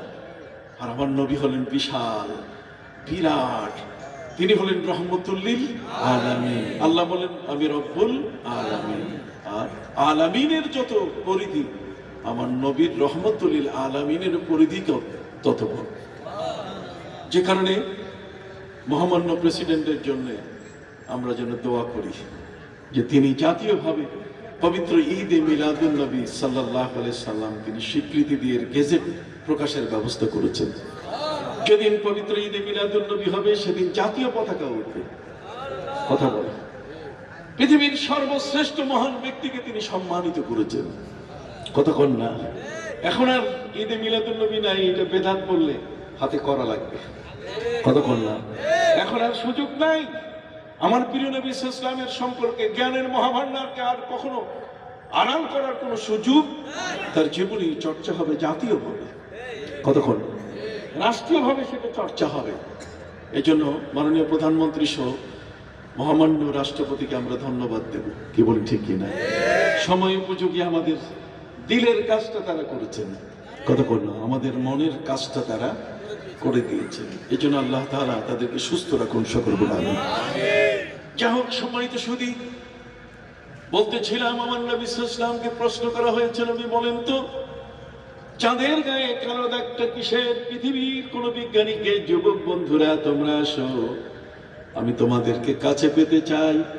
বলো দেখি কোন ডাক্তারকে যে স্যার হিজরা জন্ম নেয় কেমনে, যিনি MBBS FRCS, কতক্ষণ না বিশ্বের সবচেয়ে বড় ডাক্তার, জিজ্ঞেস করেন একটু যে হিজরা কেমনে জন্ম নেয়? কোন তথ্য দিতে পারবি না। পৃথিবীর বিজ্ঞানীরা মানুষের দেহ সম্পর্কে আল্লাহ নিজেই বলছেন, যেটাকে আমি এমন ভাবে তৈরি করেছি, আল্লাযী খালাকাকা ফাসাওয়াকা ফাআদালাক, শুধু তৈরি করি নাই, বরং এটার উপরে আমি চামড়া দিয়ে এটার আবরণ দিয়েছি, আর আবরণ দিয়ে শেষ করি নাই, বরং এর মধ্যে কালার ব্যবহার করেছি। কি চমৎকার কালার, সুবহানাল্লাহ বলে। তাহলে সেই মানুষটি আমি, বিজ্ঞানীরা তারা প্রমাণ করেছেন যে একটা মানুষের সৃষ্টির মধ্যে আল্লাহ পাক রব্বুল আলামিন প্রায় 3.5 লক্ষ কেমিক্যাল ব্যবহার করছে। আমাদের দেহের মধ্যে 3.5 লক্ষ কি কেমিক্যাল। কাজেই আমরা বানরের জাতি যদি কোনো ব্যক্তি বলে তাহলে সে মিথ্যা বলেছে, সঠিক বলে। কোরআনের তথ্য সে জানে না। কলকাতায় বসে রামেন্দ্র সুন্দর ত্রিবেদীকে প্রশ্ন করা হয়েছে যে সুখ বেশি না দুঃখ বেশি। শেক্সপিয়ারকে প্রশ্ন করা হয়েছে। আমি শেক্সপিয়ারের বাড়িতে গেছি, আমি ইংল্যান্ডে গেছি, ইউরোপ গেছি, আমেরিকা, অস্ট্রেলিয়া, সারা পৃথিবী ঘোরা মানুষ। আমি শেক্সপিয়ারের বাড়িতে গেছি, আমার কাছে মোবাইলেও ছবি আছে তার। কবি রুহুল আমিন খান সাহেব, আমি দুজনে একসাথে গিয়েছিলাম শেক্সপিয়ারের বাড়ি দেখার জন্য ইংল্যান্ডে। সম্মানিত শহীদ, শেক্সপিয়ার বলছে দুনিয়াটা মস্ত বড়, খাও দাও ফুর্তি করো। পৃথিবীটা হলো এনজয়ের জায়গা, এটা ফুর্তির জায়গা। পেটটাকে কবরস্থান বানাও, আর যা আছে কবরস্থানের মধ্যে নিক্ষেপ করো। যা খাওয়ার সব খাও, ঘুষ খাও, সুদ খাও, মুদ খাও, সব খাও, পেটটা ভর্তি করো। কথা বল। ডারউইন সে বলছে পৃথিবীটা শুধু দুঃখের জায়গা, মানুষ ক্রলিং করে দুঃখটাকে পাশ কাটিয়ে কিভাবে সুখের দিকে যাবে চেষ্টা করছে। মানুষ হচ্ছে বানরের জাতি। নাউজুবিল্লাহ। সম্মানিত সুধী, রামেন্দ্র সুন্দর ত্রিবেদী শেক্সপিয়ার আর ডারউইনের বাণীটাকে ওজন করা শুরু করছে। একজন বলছে পৃথিবীটা খালি শান্তি আর শান্তি, আরেকজন বলছে দুঃখ আর দুঃখ। ডারউইন বলছে দুঃখ আর শেক্সপিয়ার বলছে শান্তি। কথা বল না। উনি এটা পাল্লায় উঠেছে। কিসে উঠেছে? পাল্লায় উঠাবার পরে মাপা শুরু করছে। মাপার পরে দেখে যে পাল্লার কোনো মাথাই নিচে নামে না, সমান হয়ে আসে। এখন উনি বলছে যে আমি ঠিক করতে পারতেছি না যে দুঃখ বেশি না সুখ বেশি। ওই রামেন্দ্র সুন্দর ত্রিবেদী যদি পবিত্র কোরআন দেখে তাহলে কোরআন তাকেও ফয়সালা দিয়েছে। যেরকম কোরআন তারও কি দিয়েছে? পবিত্র কোরআন তার ফয়সালা দিয়েছে। কত চমৎকার। আল্লামা মোল্লা জীবন নামে একজন ব্যক্তি, যিনি ছিলেন শাস্ত্রবিদ, তিনি বলেছেন ইজাস্তাদ্দাদ বিকাল বালওয়া ফাফাক্কির ফি আলাম নাশরাহ ওয়া উসরুকা বাইনা ইউসরাইনি ইজা ফাক্কারতাহু ফাফরা। যদি তুমি কখনো কোনো কষ্টে পড়ো, দুঃখে পড়ো, তাহলে তুমি সূরা আলাম নাশরাহটা পড়বে। আলাম নাশরাহ লাকা সাদরাক ওয়া ওয়াদা'না আনকা বিজরাক। আপনি এটা পড়বেন।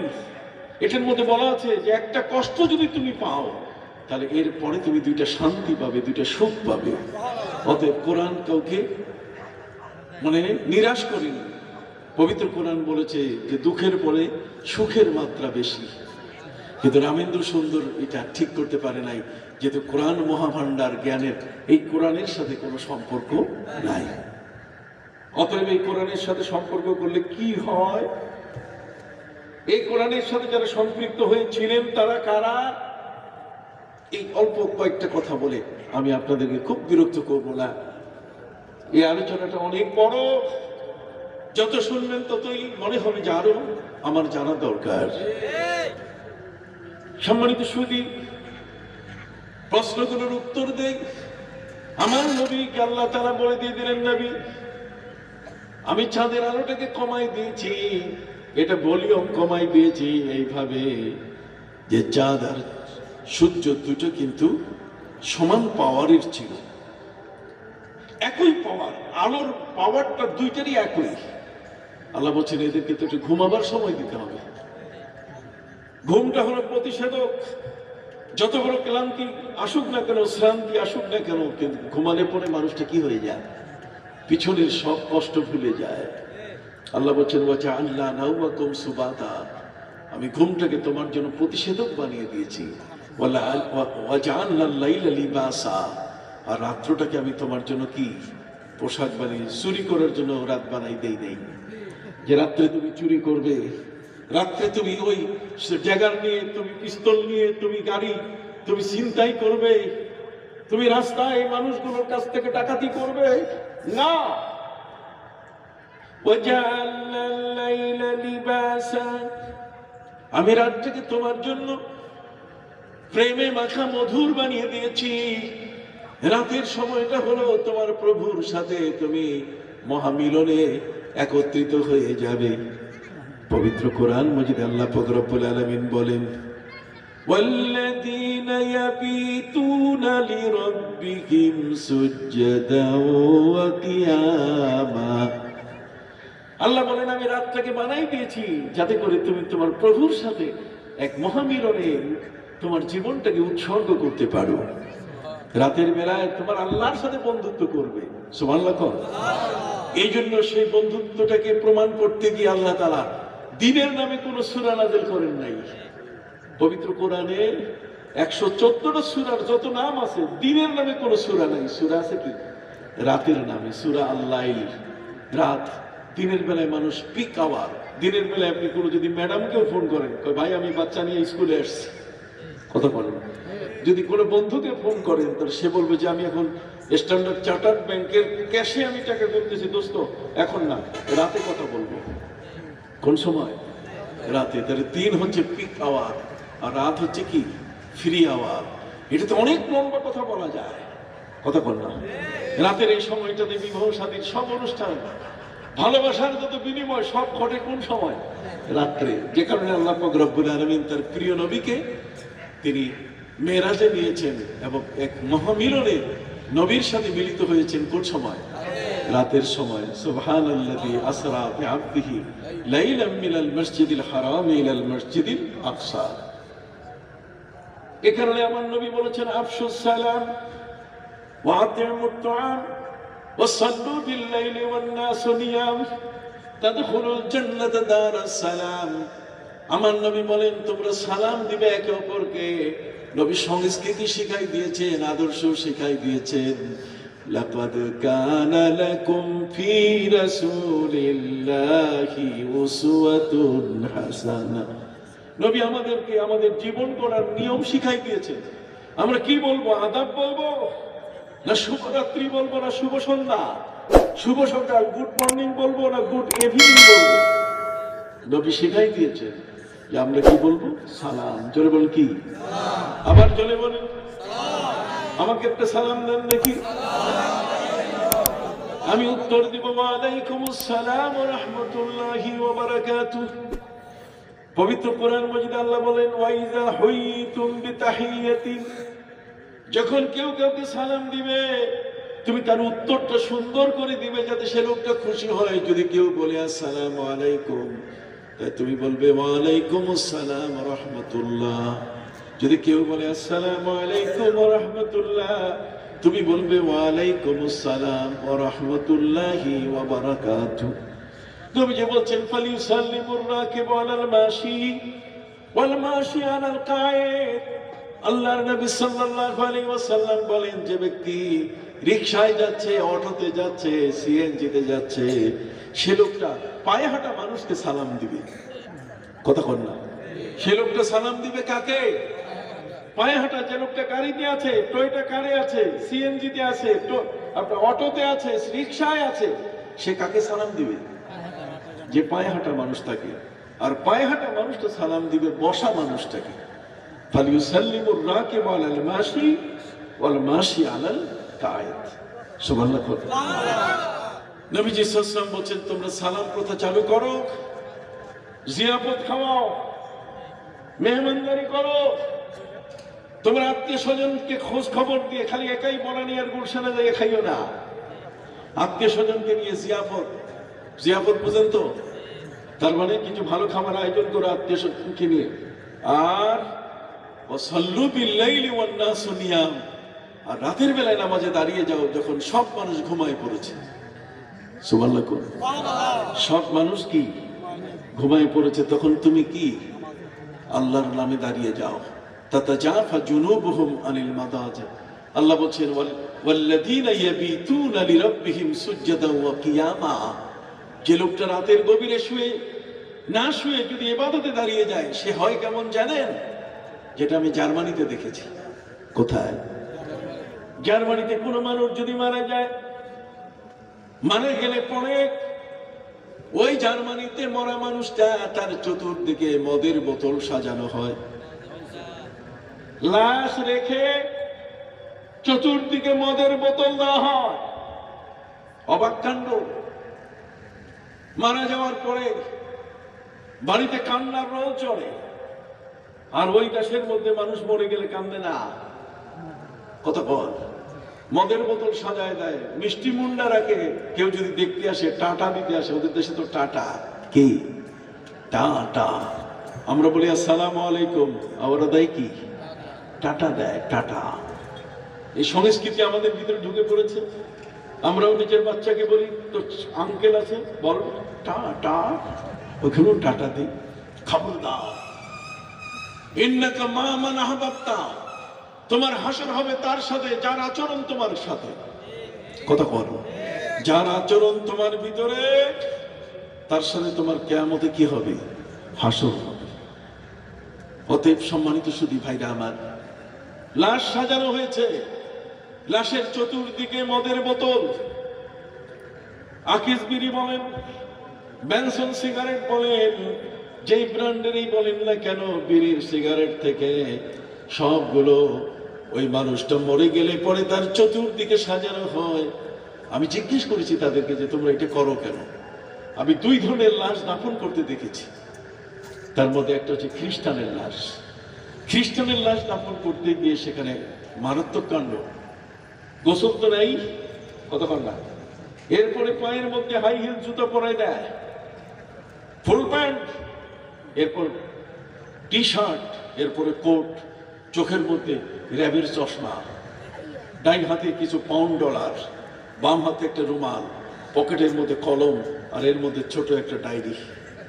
কারণ কবরে যাচ্ছে এখন, যদি ফিরিস্তা জিজ্ঞেস করে মা রব্বুকা ওয়া মা দীনুক, উত্তর দিতে না পারলে সে বলবে যে ফিরিস্তা তুমি ডিস্টার্ব করো না, পাউন্ড নিয়ে আসছে, এটা নিয়ে নাও। ফালিয়াউমা লা ইউখাযু মিনহু ফিদিয়াতুন।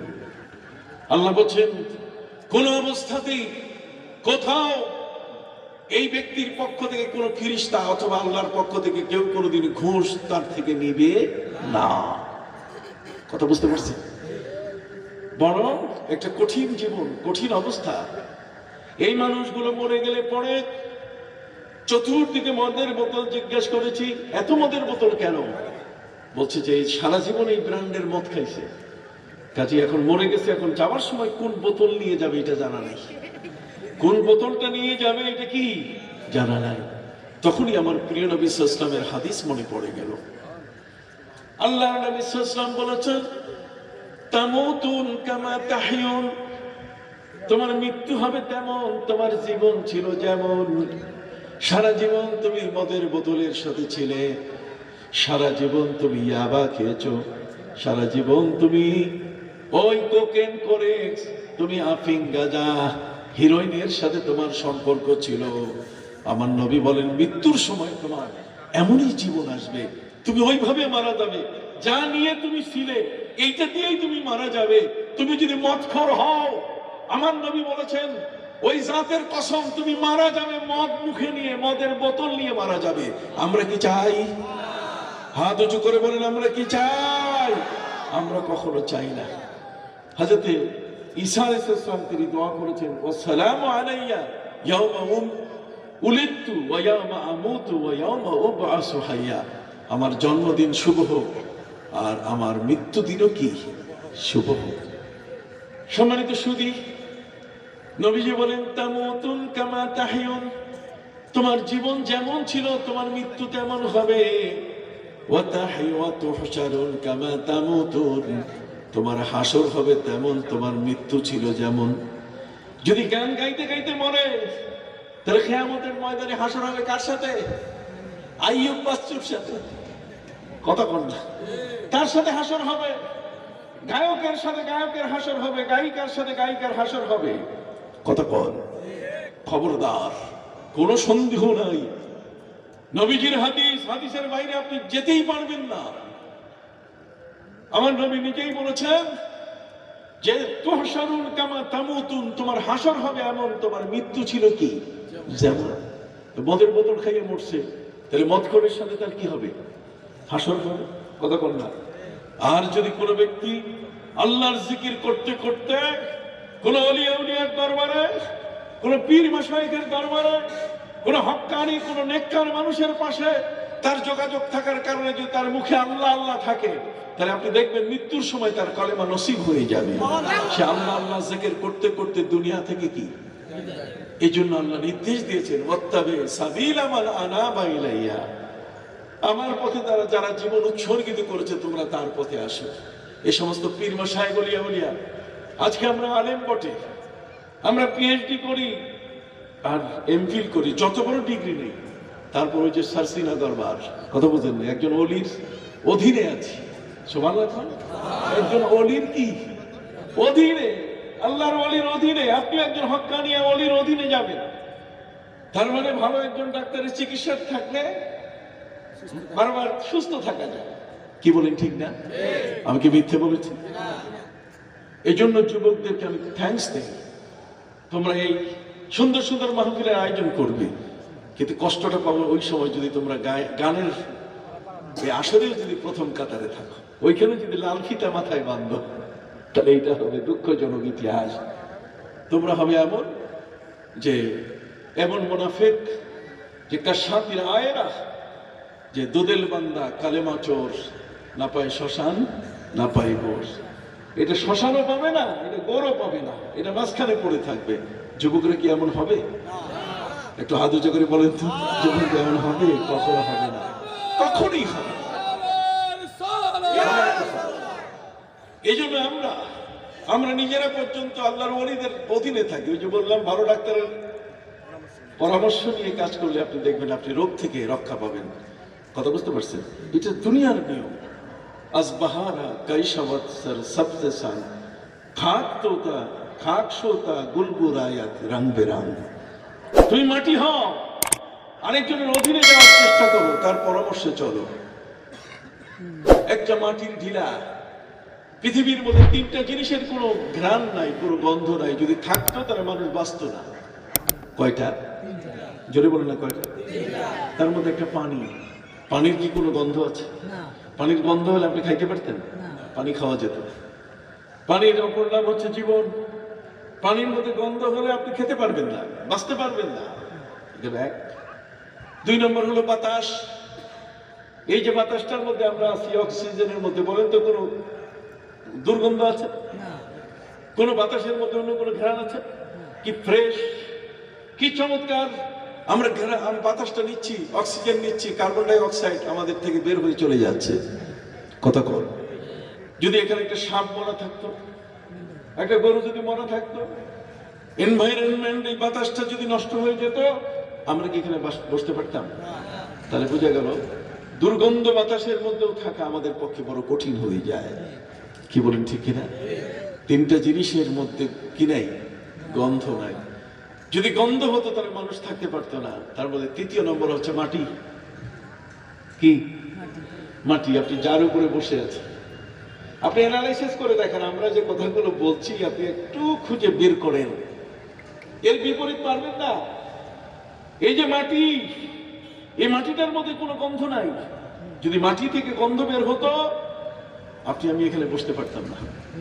কত কর। তাহলে দেখেন, এমন 3টে জিনিস, যে 3টে জিনিসের মধ্যে কোনো গন্ধ নাই। মাটির মধ্যে কোনো গন্ধ নাই, কিন্তু একটা ঢিলার মধ্যে সুগন্ধি বের হচ্ছে। তো সুগন্ধি বের হওয়ার কারণে ঢিলাটাকে জিজ্ঞাসা করছে যে তোমার এই সুগন্ধিটা আসলো কি করে, তোমার তো কোনো গন্ধই নাই। তখন মাটি উত্তর দিচ্ছে, বগুফতামান দিলে না চিজ বুদম, ওয়ালেকিন মুদ্দাতে বাগুল নশিশতম। বগুফতামান দিলে না চিজ বুদম, ওয়ালেকিন মুদ্দাতে বাগুল নশিশতম।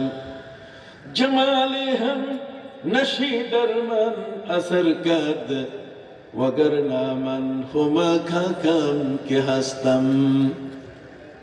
কবি বলছেন, মাটির ঢিলাটার মধ্যে সুগন্ধি, মাটির কোনো গন্ধ নাই, বাতাসের কোনো গন্ধ নাই, পানির কোনো গন্ধ নাই, কিন্তু মাটির ঢিলাটার মধ্যে সুগন্ধি আসছে, মিষ্কাম্বরের ঘ্রাণ আসছে। এখন জিজ্ঞেস করছে যে এই মিষ্কাম্বরের ঘ্রাণ তো তুমি মাটির মধ্যে থাকার কথা, তুমি পেলে কোত্থেকে? তখন বগুফতা মান, মাটি আমাকে বলছে, মান মানে আমি, দিলে না চিজে বুদাম, আমি একটা সাধারণ মাটি, আমার কোনো ঘ্রাণ নাই। তবে ওয়ালাইকিন মুদ্দাতে বাগুল নাশিস্তাম, আমি একটা ফুল গাছের নিচে ছিলাম। কথা বল না, কোথায় ছিলাম আমি? একটা ফুল গাছের নিচে ছিলাম। আর ওই ফুল গাছের নিচে থাকার কারণে ফুলের পাপড়ি গুলো আমার গায়ে পড়েছে। ফুলের যে পাপড়ি গুলো, ফুল ফুটার পরে যে পাপড়ি হয়, সুগন্ধি যুক্ত পাপড়ি গুলো আমার গায়ে পড়েছে। আমি ওই পাপড়ি গুলোর সোহবতে ছিলাম। এটার সংস্পর্শে থাকার কারণে ওই ফুলের ঘ্রাণটা আমার কাছে কি আসছে। এই জন্য আপনি ভালো মানুষের সাথে থাকলে তার গায়ের ঘ্রাণ কিন্তু আপনার কাছে কি আসবে। আমাদের প্রিয় নবী সাল্লাল্লাহু আলাইহি ওয়াসাল্লাম তার চাচি আম্মা উম্মে ফাজল হযরত আব্বাসের মা, আব্দুল্লাহ ইবনে আব্বাস, হযরত আব্দুল্লাহ নবীর চাচা, নবীর চাচি আম্মা হযরত উম্মে ফাজল হযরত আব্বাসের স্ত্রী। তিনি বললেন, চাচি আম্মা, আপনার পেটে যে বাচ্চা, এটা ছেলে জন্ম নেবে। তখন তো টেলিস্কোপ ব্যবহার ছিল না, কতক্ষণ না। তিনি বললেন যে আপনার ছেলে জন্ম নেবে, জন্ম নিলে আপনি একটু আমার কোলে দিয়ে। সত্যিকার নবীর চাচি আম্মা হযরত উম্মে ফাজল তিনি জন্ম দিলেন ছেলে আব্দুল্লাহকে। ছোট শিশু, মদিনার জমিনের প্রথম শিশু। নবী হিজরত করে মদিনায় গেছেন, এখনো কারো ঘরের মধ্যে কোনো শিশু জন্মায় নাই। নবীর চাচার ঘরে শিশু জন্মালো হযরত আব্দুল্লাহ ইবনে আব্বাস। কথা বলেন না, হযরত আব্দুল্লাহ ইবনে আব্বাস, যাকে রইসুল মুফাসসিরিন বলা হয়, সমস্ত মুফাসসিরদের শীর্ষস্থানীয় ব্যক্তি, সর্দার। তিনি জন্ম নিলেন, চাচি আম্মা নবীজির কোলে দিলেন। নবীজির কোলে দেওয়ার সাথে সাথে নবী করিম সাল্লাল্লাহু আলাইহি ওয়াসাল্লাম তাহনিক করলেন। কি করলেন? তাহনিক। আপনারা একটু সবাই বলেন কি? ওয়াজ মানে তো কতগুলো গল্প আর কিসসা না, ওয়াজ মানে তো কিছু জিনিস নিয়ে যাওয়া। তিনি কি করলেন? তাহনিক করলেন। আবার বলেন কি? তাহনিক মানে ছোট বাচ্চা যখন জন্ম নেয়, এটা নবী করিম সাল্লাল্লাহু আলাইহি ওয়াসাল্লামের সুন্নাত। নবীজি তার চাচি আম্মা যখন তার চাচাতো ভাই আব্দুল্লাহ জন্ম নিলেন, কোলে দেওয়ার সাথে সাথে নবী করিম সাল্লাল্লাহু আলাইহি ওয়াসাল্লাম খেজুর মুখে চাবাইয়া, নিজের মুখের যে আঠাটা, মুখের সাথে যে থুতুর যে একটা অংশ, নবীজি তাকে তার মুখে দিয়ে তাকেও চিবালেন, তার মুখে দিলেন আর কি। এটার নাম তাহানিক বলে, এটা সুন্নাত। যদি আপনি ঘরে সন্তান নেয়, জন্ম নেয়, আর বড় কোনো আলেমের মুখের থুতু যদি এই খেজুরের মধ্যে মিক্স করে আপনি দিতে পারেন, তাহলে ওই আলেমের সিনায় যত এলেম তার ভিতরে চলে আসবে। এটা ট্রান্সফার করার একটা বিশাল ব্যাপার। কথা বুঝতে পারছেন? এটার নাম তাহানিক। এটার নাম কি? তাহানিক। সিনা বসিনা, একজনের কাছ থেকে আরেকজনের ভিতরে আনা। কোরআনের যে কত ট্রিটমেন্ট, নবীর জীবনে যে কত ট্রিটমেন্ট, তার ঠিক নাই, তার শেষ নাই। সম্মানিত সুধী, আজকে আমরা তো মনে করি যে কোরআন বোধহয় এটা মৌলভী সাহেবের গ্রন্থ, আসলে তা না। হযরত মরিয়ম যখন জন্ম দিলেন ঈসা নবীকে, তখন তিনি একটা মরা খেজুর গাছের গোড়ায় ছিলেন। ঈসা নবীকে জন্ম দেওয়ার সাথে সাথে গাছটা জিন্দা হয়ে গেছে, একের সাথে সাথে জিন্দা হয়ে তার ডালপালা সব চতুর্দিকে ছড়িয়ে পড়েছে, উপরে কাঁচা পাকা খেজুর। তো হযরত ঈসা জন্ম নেওয়ার পরে তার মাকে বলছে যে, মা, তুমি তো আমাকে জন্ম দেওয়ার পরে তুমি অনেক কষ্ট করছো, এখন তো তোমার কলিজা শুকায় গেছে পানি, এখন তো তোমার কাছে কোনো কেউ নাই যে তোমাকে এক গ্লাস পানি তুলে দিবে। এই জন্য আল্লাহ তাআলা এই মরা খেজুর গাছটাকে জিন্দা করে এটার নিচে ঝর্ণার পানির ব্যবস্থা করছে। তো কাজে তুমি ঝর্ণার পানি ব্যবস্থা করো। তাহাতা কি সারিয়া, ঝর্ণার পানি, ওয়াহুসি ইলাইকি বিজিজিন নাখলাতি তুসাকিদ আলাইকি রুতাবান জানিয়া। আর তুমি যে কোনো একটা ডাল ধরে ঝাঁকি দাও, দেখবে কাঁচা পাকা খেজুর তোমার মুখে পড়বে। এই হলো কোরআনের বিবরণ। এর থেকে মেডিকেল সায়েন্স কি বের করছে আপনি জানেন? কোন মা যদি সন্তান জন্ম দেয়, কোন মা সন্তান জন্ম দেওয়ার পরে যদি সাথে সাথে সেই মাকে ঝর্ণার পানি খাওয়ানো হয় আর খেজুর খাওয়ানো হয়, তাহলে সেই মা একেবারে তার স্বাস্থ্যের কোনো অবনতি ঘটবে না এবং সন্তানকে সে সুস্থ থেকে তার যত সেবা সব করতে পারবে, তার স্বাস্থ্যের কোনো হানি হবে না। যেহেতু হযরতে মরিয়ম শিশু ঈসাকে জন্ম দিতে গিয়ে আল্লাহ তাআলা তাকে বলছেন যে ওই যে খেজুর গাছের নিচ থেকে যে পানিটা বের হচ্ছে, ঝর্ণার পানি, এটা তুমি খাও আর ঝাঁকি দাও, খেজুর তোমার মুখে এসে পড়বে। তার বোঝা গেল খেজুর আর ঝর্ণার পানি এটা হচ্ছে প্রসূতি, যে মা সন্তান জন্ম দিচ্ছে তার জন্য একটা ঔষধ, তার জন্য একটা বটিকা। কন্যা সুবহানাল্লাহ, এটা তার দেহের ক্ষয়বর্ধক একটা ঔষধ। সুবহানাল্লাহ। সংক্ষিপ্ত ভাবে যে কথাটি বলতে চাই সেটা হলো ওই যে মাটির ঢিলাটা, এর কি কোনো ঘ্রাণ আছে? কিন্তু ঘ্রাণ আসছে কিসের জন্য? একটা ফুলের গাছের নিচে ছিল। তো ফুলের গাছের নিচে থেকে যদি ঘ্রাণ আসে, তাহলে আমরাও যদি কোনো আল্লাহওয়ালা কোনো ভালো মানুষের নিচে থাকি, তার অধীনে থাকি, তাহলে তার ঘ্রাণটা আমাদের গায়ে আসবে কিনা? এই জন্য ওই জার্মানি, ওই ইটালি, ওই সুইজারল্যান্ড, ওই ফ্রান্স, ওই সমস্ত পশ্চিমা জগতের মধ্যে সেখানে কোনো নবীও নাই, ওলিও নাই, যে কারণে আল্লাহওয়ালা মানুষ তৈরি হয় নাই। আর আমাদের এই পুরা বেল্টটাতে নবী প্রেমিকের অভাব নাই। গোটা বেল্টার মধ্যে এত উলিয়া, খোদ ইরাকের মধ্যে প্রায় 70,000 নবী, সেই জমিনের মধ্যে তার মাজার আমি জিয়ারত করেছি।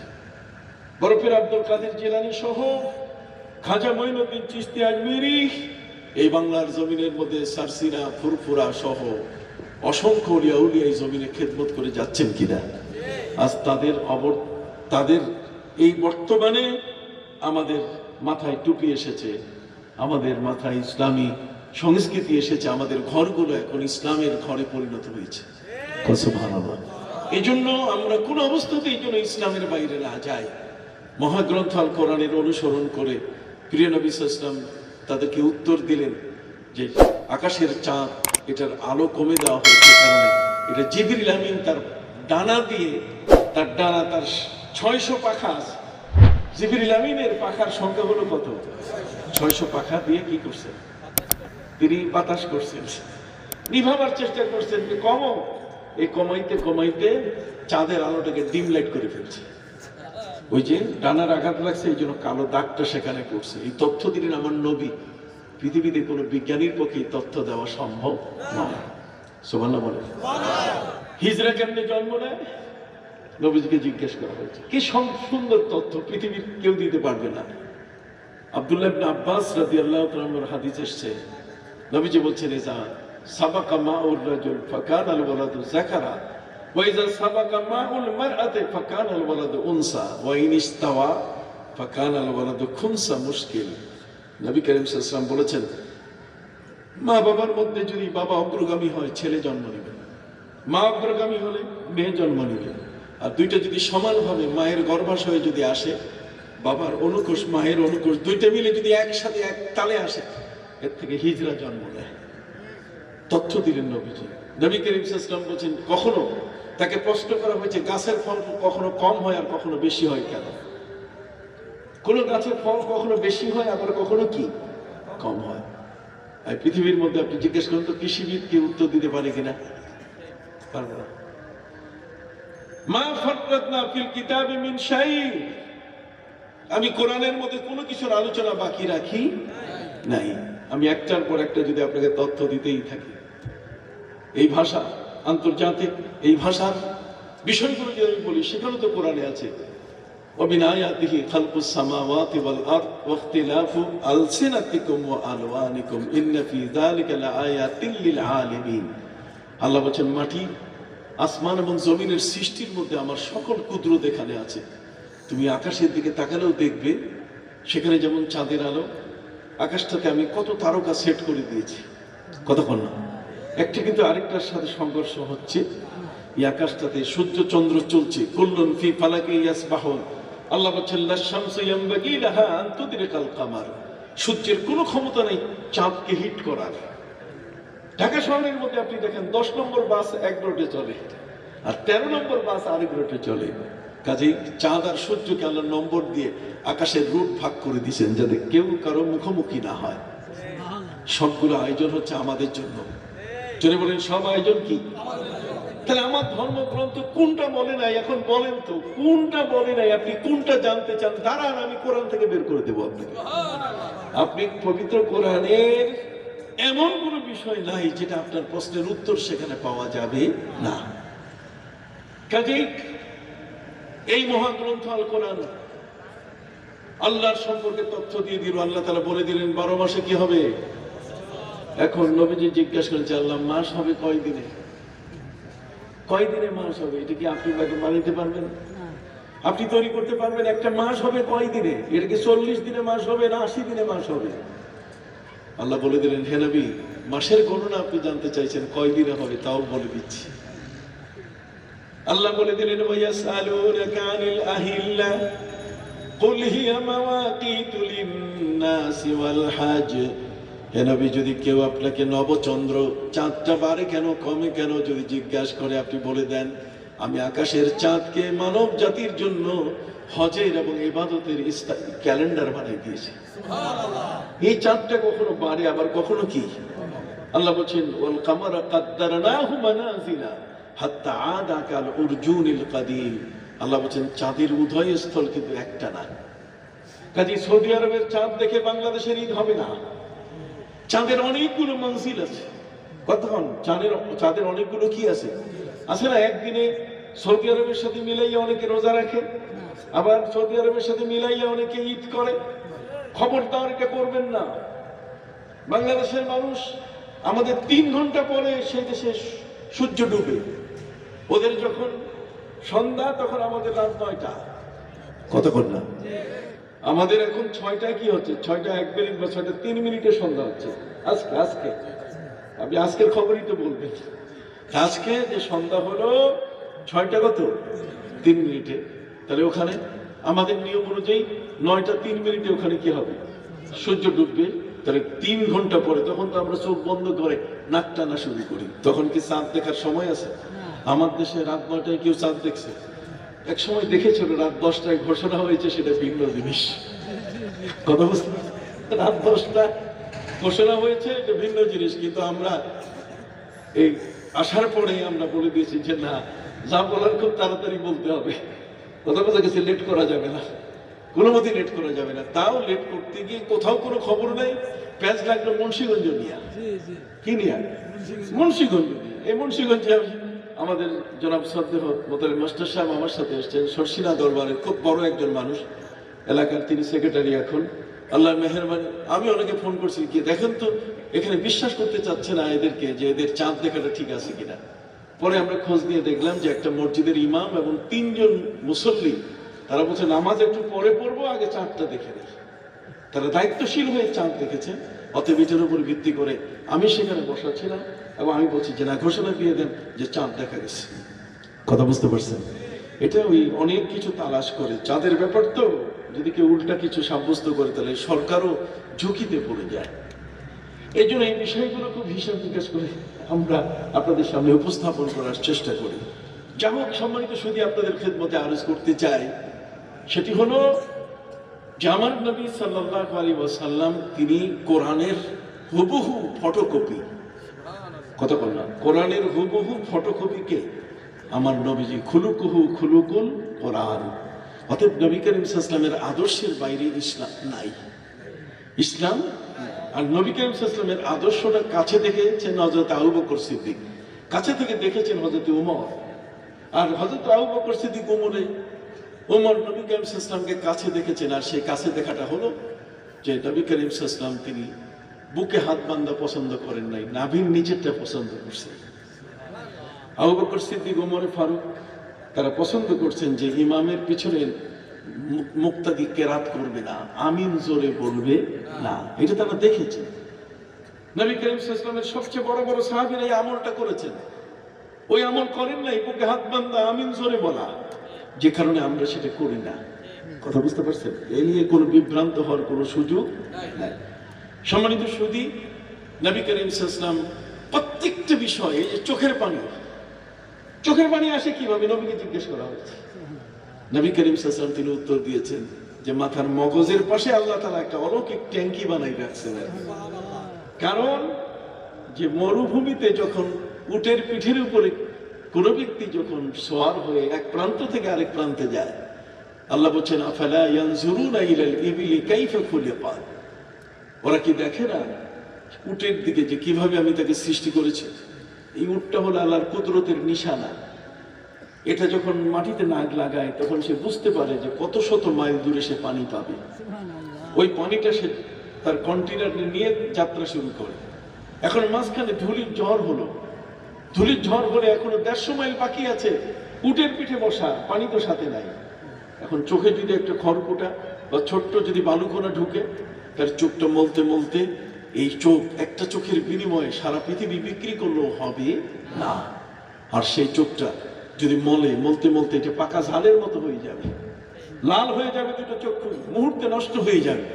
এই চোখটা যেন নষ্ট না হয়, আল্লাহ বলছেন আলাম নাজআল লাহু আইনাইন ওয়া লিসানান ওয়া শাফাতাইন, আমি কি তাকে দুইটা চক্ষু দেই নাই? সেই দুটো চক্ষুকে কতভাবে আমি সেটাকে হেফাজত করার জন্য তার উপরে আমি চমৎকার সাড়ার দিয়েছি।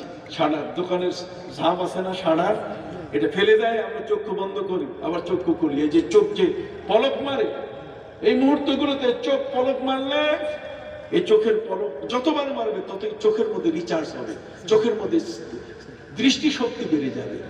চোখটাকে অটো পাওয়ার দিয়ে আল্লাহ তাআলা সৃষ্টি করেছে।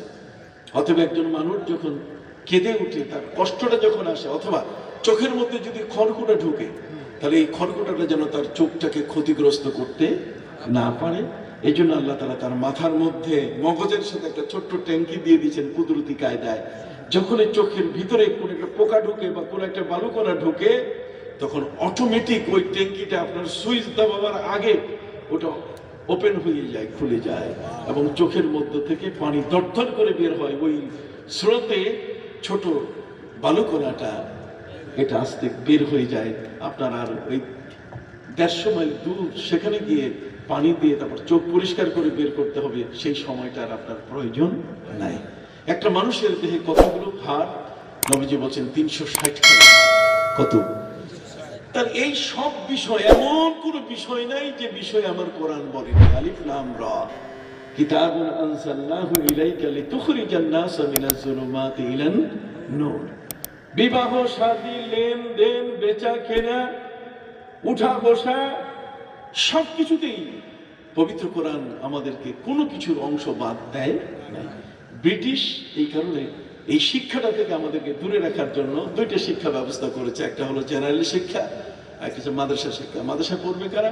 যার একখান ঠ্যাং নাই, যার পাও নাই, যার চোখ একটা নাই, কতক্ষণ না, যেটা মোটেই বুঝে না, ধাক্কাইয়া প্রতিবন্ধী, কতক্ষণ না, যেটা প্রতিবন্ধী, যেটা ধাক্কা দিলেও হাঁটে না, এখানে মাদ্রাসা পড়বে, যাতে কোরআন ঠিক মতো নাও বুঝে, কোরআন সম্পর্কে যেন কোনো পদক্ষেপ নিতে না পারে। আর এই লাইনে যারা, তারা না কিভাবে পেশাব করতে হবে, দাঁড়াইয়া না বসে এটাও বুঝে না, দাঁড়াইয়া ব্রাশ ফায়ার করে, কতক্ষণ না। এরপরে পাক পবিত্র কিছু এক ফুল প্যান্টে পেশাব করে যদি ওইটা এইভাবে রাখে, এরপরে দিয়ে দৈনিক যদি 5 বার পেশাব করে, তারা এটাকে আর পবিত্র থাকে? এর দ্বারা কি হবে? এমন শিক্ষা পৃথিবীতে, যে শিক্ষা গ্রহণের কারণে ডোন্ট মাইন্ড সর্বোচ্চ ডিগ্রি গ্রহণ করেছে, সেই লোকটা টেবিলের মধ্যে বসে ঘুষ খাচ্ছে। তাহলে যে শিক্ষা মানুষকে ঘুষ থেকে রক্ষা করলো না, যে শিক্ষা মানুষকে সুদ থেকে বাঁচাতে পারলো না, যে শিক্ষা মানুষকে জুয়া থেকে বাঁচাতে পারলো না, যে শিক্ষা মানুষকে এই ধরনের পাপের কাজ থেকে, জেনা ব্যভিচার থেকে বাঁচাতে পারলো না, সেই শিক্ষা কোনো শিক্ষা নয়। এই জন্য হযরত ওমর ফারুকের মতো ব্যক্তি কোরআন এবং হাদিসের শিক্ষা গ্রহণ করে হযরত ওমর রাখাল থেকে খলিফা ওমর হয়ে গেছে। রাখাল থেকে কি হয়ে গেছে? খলিফা ওমর। এই কোরআনের শিক্ষা গ্রহণ করে সাহাবায়ে কেরাম পৃথিবী পরিচালনা করেছেন। কতক্ষণ? কাজেই সম্মানিত শুধু আপনাদের খেদমতে আরজ করতে চাই, আজকে আমার যুবক বন্ধুরা এই সুন্দর যে আয়োজন করলো, সে আয়োজনে আপনারা সন্তুষ্ট কিনা? জোরে বলেন, সন্তুষ্ট কিনা?